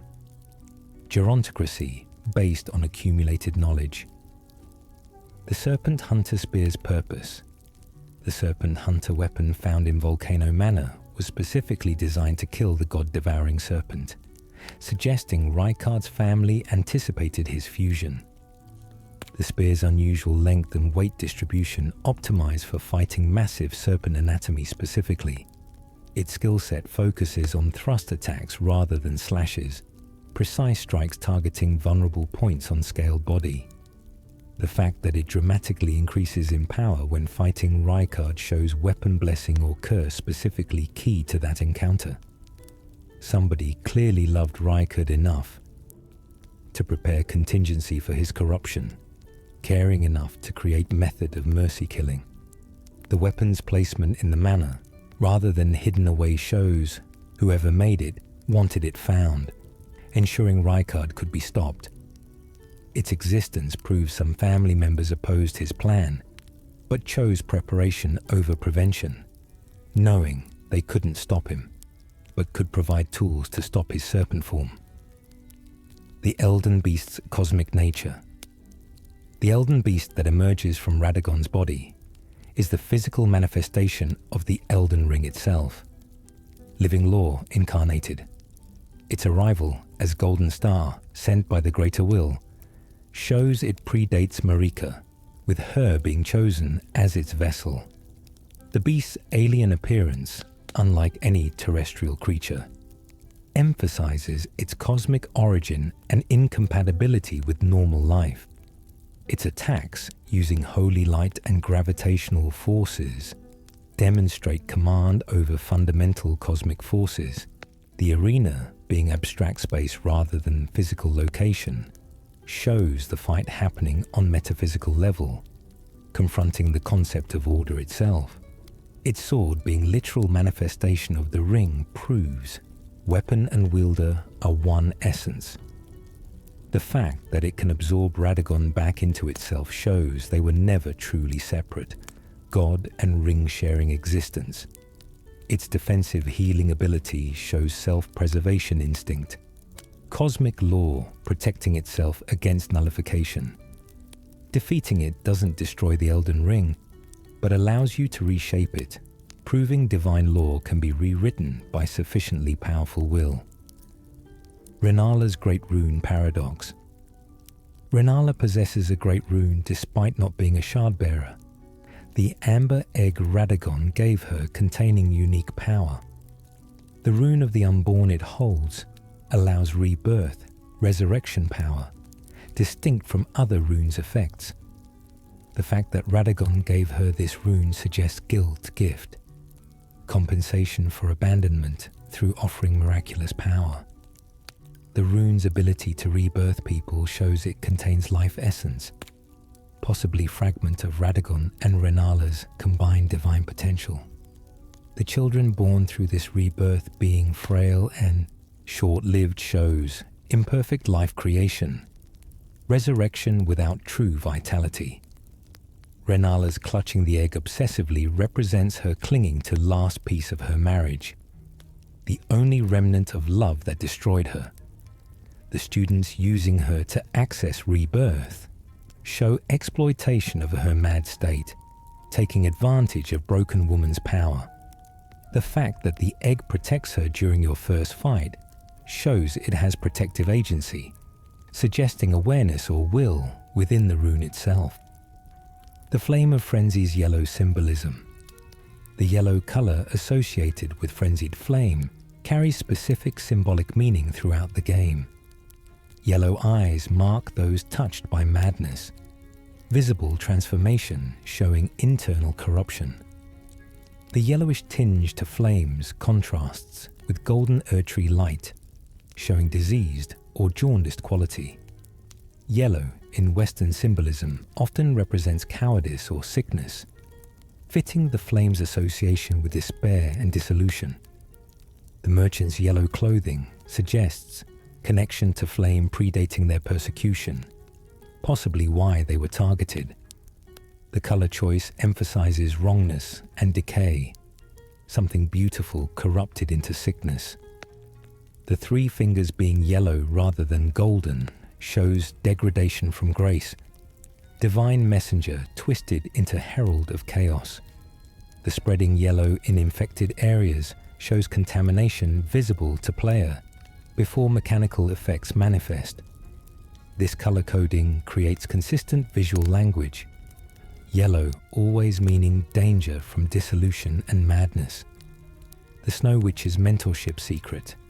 The Snow Witch who taught Rani was significant enough to influence an Empyrean, suggesting considerable power and knowledge. Rani, adopting the witch's appearance for her doll body, shows deep respect or identification with her mentor.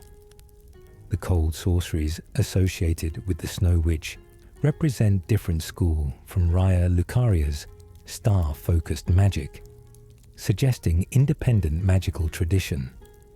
Her existence proves not all-powerful, sorcerers aligned with established institutions, maintaining private practices outside academy structure. The fact that Rani pursued this mentorship, despite being Carian royalty with access to the academy, shows the Snow Witch offered something unavailable through official channels.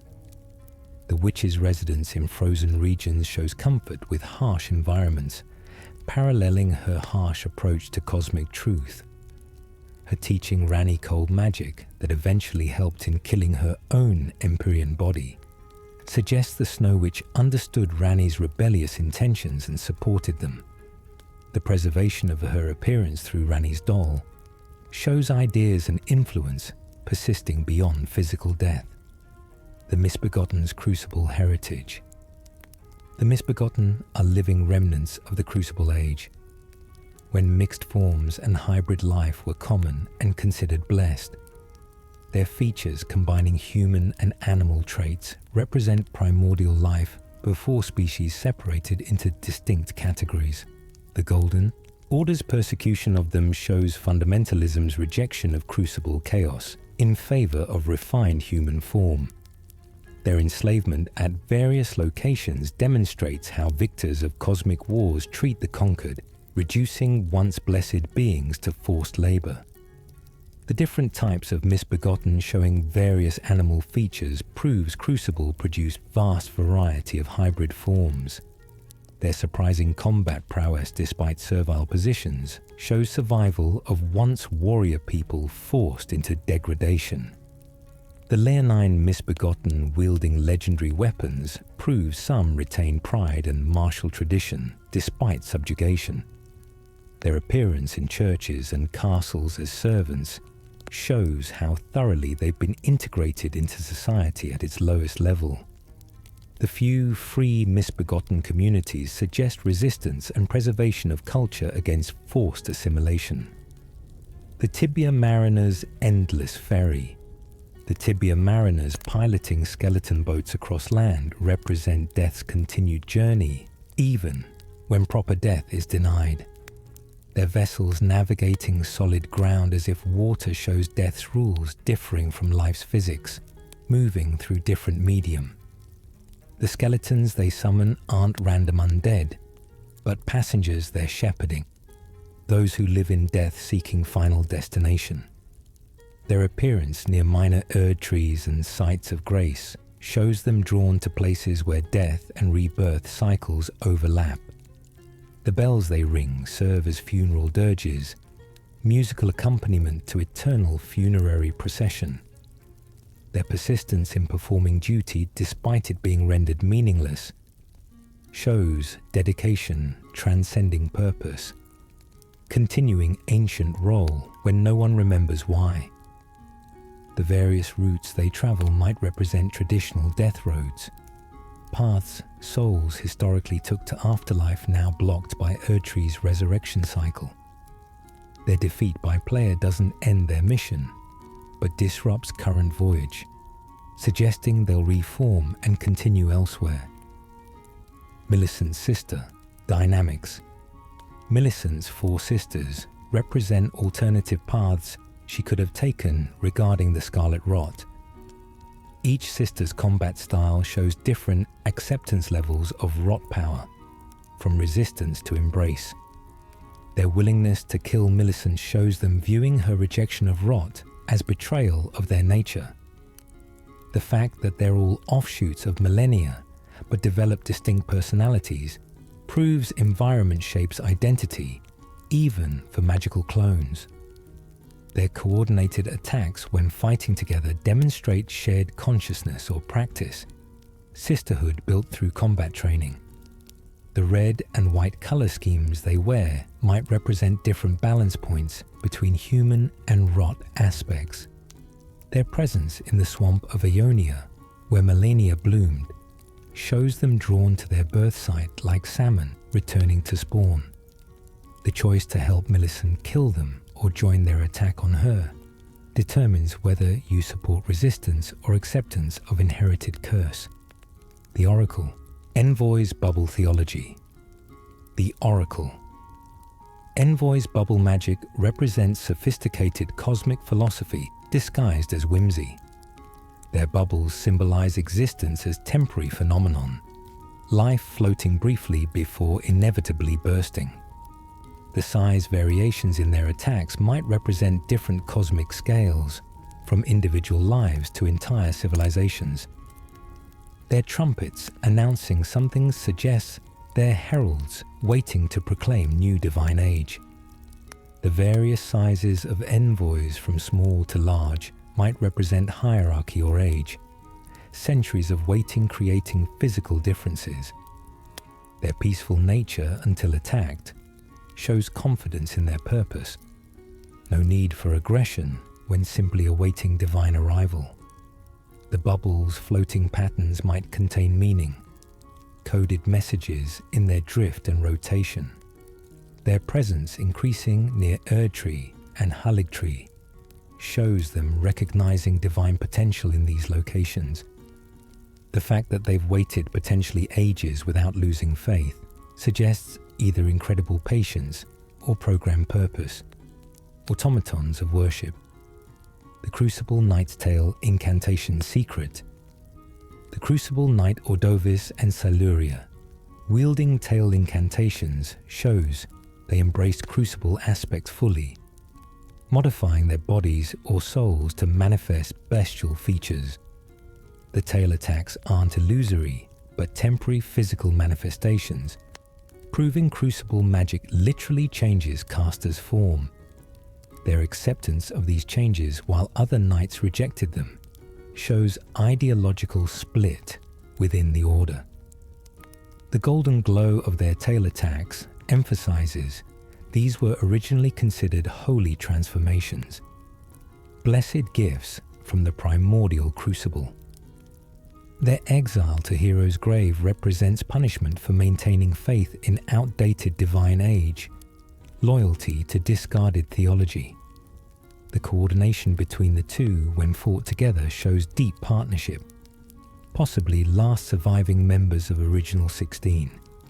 Their equipment bearing the Tree and Swirl crucible symbol acts as religious statement, openly displaying faith despite persecution.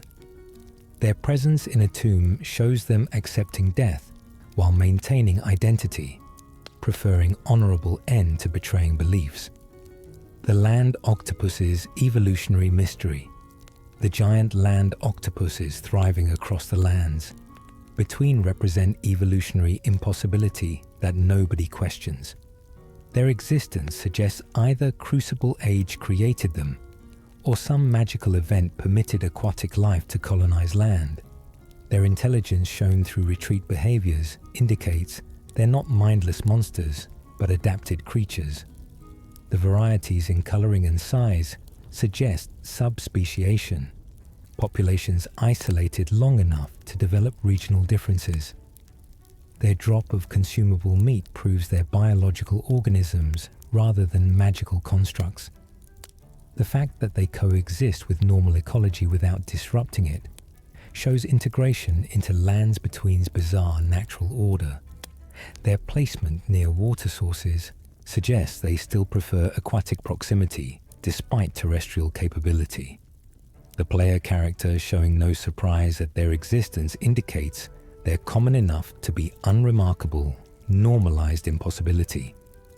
Their aggressive territorial behavior shows they compete successfully with other lands between predators. The Frenzied Flame's true origin theory. The three fingers and frenzied flame might have originated from the merchant's mass burial. Cosmic response to collective suffering birthing new outer god. The yellow madness spreading from underground where merchants were buried supports the flame emerging from their death side. The fact that merchants living above ground channel madness suggests connection to buried ancestors, inherited trauma manifesting as magical affliction. The outer god's philosophy of erasing all distinction might stem from merchants' desire to end the discrimination that killed them. The flame's desire to melt everything into oneness represents ultimate equality. No divisions means no persecution. The three fingers' existence opposite the two fingers suggests divine symmetry, every cosmic ordering principle having chaotic counterforce. The fact that suffering this intense could birth an outer god shows cosmic order responding to moral catastrophes, universe developing antibodies against excessive cruelty. The merchants becoming conduits for the flame they birthed creates tragic irony, victims carrying weapon of their revenge. Rogier's hidden nobility. Sorcerer. Rogier's equipment and mannerisms suggest noble birth despite his scholarly presentation. His rapier and fine clothing indicate aristocratic background. Warrior trained in refined combat arts. His dedication to investigating the Night of Black Knives shows personal stake beyond academic curiosity, possibly lost family in the conspiracy.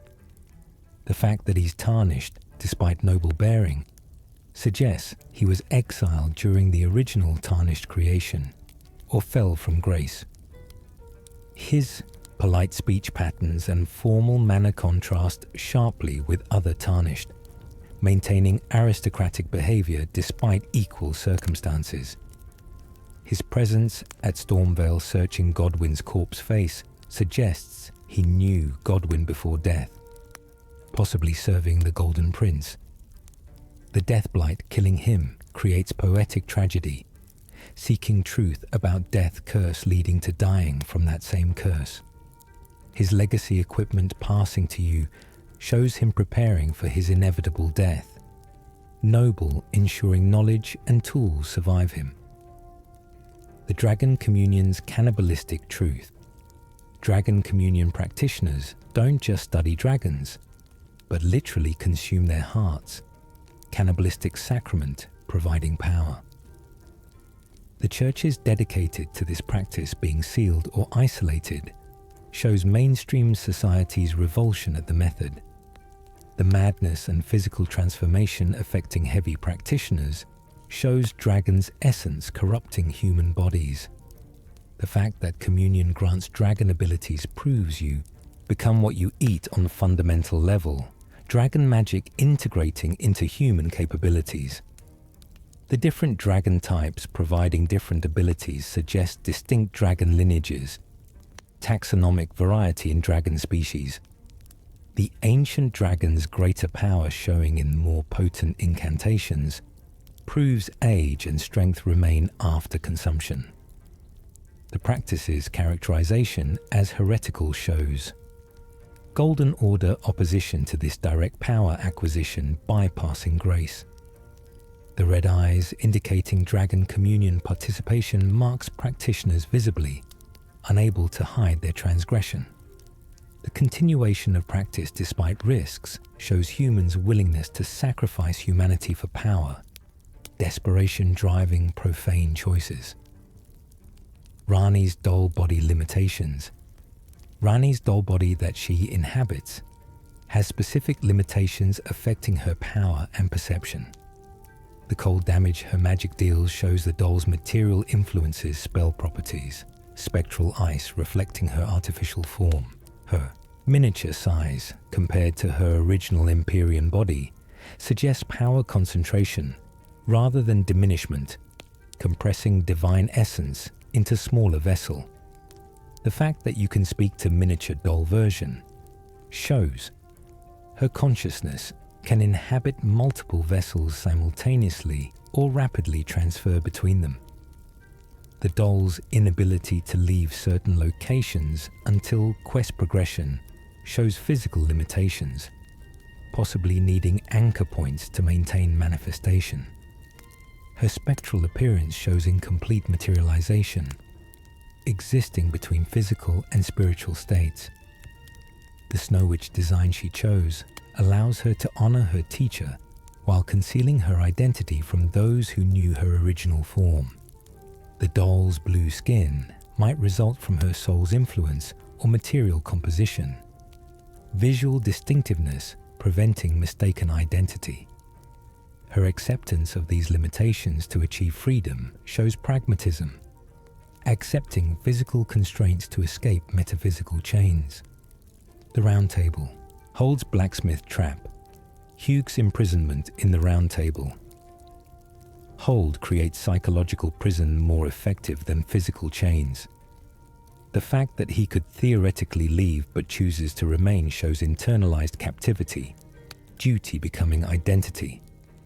Marika's command to forge God-slaying weapon gives him purpose that justifies imprisonment, mission making suffering meaningful.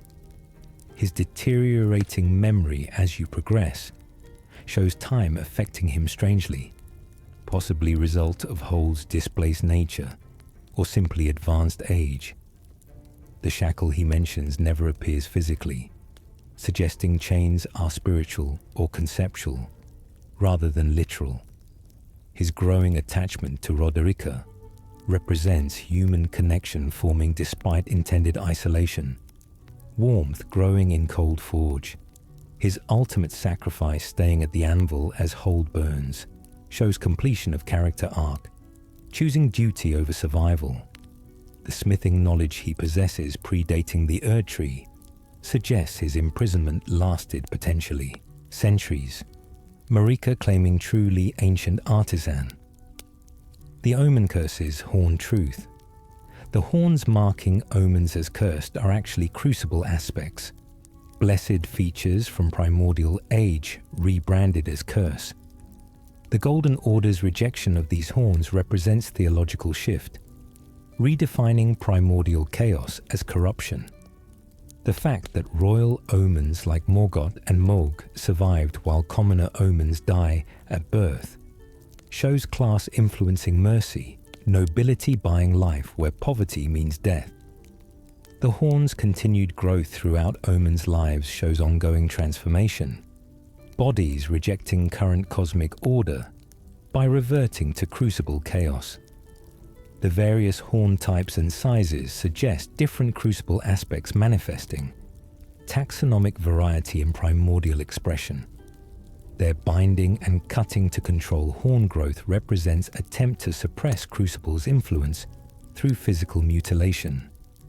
The omen-bearing charm-calling wraith spirits shows their connection to death and suffering, collective trauma of their people manifesting as power.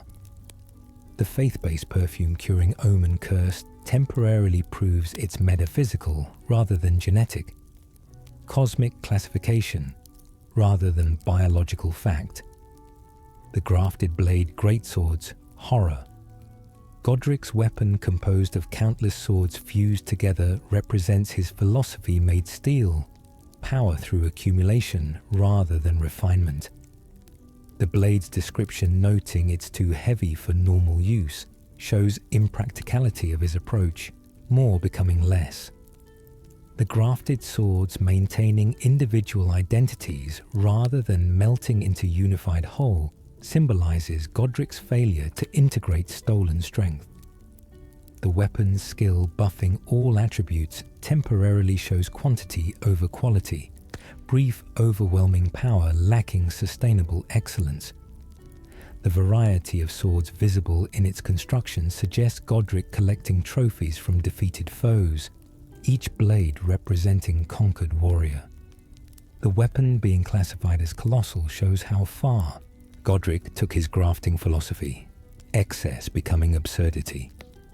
Its existence as physical object proves Godric's grafting extended beyond flesh to equipment, melding metal as readily as meat. The remembrance of the grafted's low rune count compared to other demigods shows Godric's accumulated power didn't translate to true strength. The Deathroot's spreading mechanism. The Deathroot growing throughout the lands. Between spreads through the underground root network connecting all catacombs. Godwyn's corpse in deep root depths serves as patient zero. corruption radiating outward through natural channels.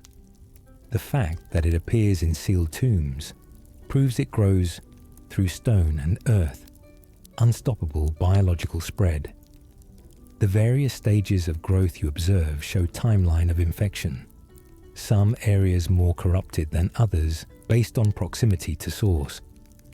The those who live in death clustering near death root concentrations suggests it calls to them. Magnetic attraction between different death manifestations. The root's connection to the Erd tree's network shows Godwin's death, contaminating the very system meant to prevent death. Gurank's consumption of death root, attempting to contain spread, shows one being trying to stem tide of cosmic corruption through individual effort. The root's persistence despite being harvested proves it regenerates. Godwin's undying body producing endless corruption. The Golden Order fundamentalism's mathematics. The fundamentalist incantations like law of regression and law of causality represent attempt to reduce cosmic order to mathematical principles. The geometric patterns in their effects show literal visualization of cosmic laws, reality responding to pure logic. The fact that studying these laws can reveal truth about Radagon and Marika proves mathematics accessing divine secrets. The fundamentalist faith requiring high intelligence stat shows merger of faith and reason, theology as science. The Golden Order Principia describing this school's foundation proves systematic study of divinity rather than blind worship. Brother Corhin and Goldmask's research shows faith examined through scholarly rigor, questioning and testing rather than accepting. The perfect order ending resulting from this research proves fundamentalist method can discover and correct divine flaws. The cold mechanical nature of fundamentalist magic contrasts with warmer golden incantations, showing how rationalization changes divine expression. The Cleanrot Knight's voluntary decay, the Cleanrot Knight serving millennia, chose to contract Scarlet Rot to remain by her side. Voluntary infection showing ultimate loyalty. Their armor's advanced decay shows years of service fighting their own corruption. The gold-red coloring combines Miquella's unalloyed gold with Scarlet Rot's red, showing attempt to resist while accepting. Their fighting style using both sword and magic shows elite training, skill preventing rot from fully incapacitating them. The fact that they continue functioning despite obvious physical degradation proves willpower, overcoming biological limitation. Their presence throughout Kalid and Haligtree shows them maintaining Millennia's territory even when separated from her. The varieties wielding different weapons shows individual specialization despite uniform corruption. Their ultimate fate as rotting husks, still fighting shows loyalty transcending reason, service continuing past point of salvation. The St. Trina sleep connection to Miquella. St. Trina's sleep-themed items all connect to Miquella's attempt to cure Millennia through induced slumber. The sleep status halting Scarlet Rot progression shows practical application of merciful unconsciousness. The Sword of St. Trina's description mentioning sudden disappearance aligns with Miquella's kidnapping timeline. The adult form depicted on St. Trina items contrasts with Miquella's eternal youth, showing his envisioned matured self. The purple coloring associated with St. Trina mirrors the purple of sleep starters effect, consistent thematic coding. The gender ambiguity in St. Trina descriptions reflects Miquella's own androgynous appearance in youth. The sleep-granting respite from suffering represents Miquella's compassionate approach to problems that can't be solved. The connection between Trina's lily and Miquella's lily through similar descriptions proves intentional pairing. The disappearance of St. Trina items distribution after Miquella's capture shows the alter ego's activities ceasing with the main identity.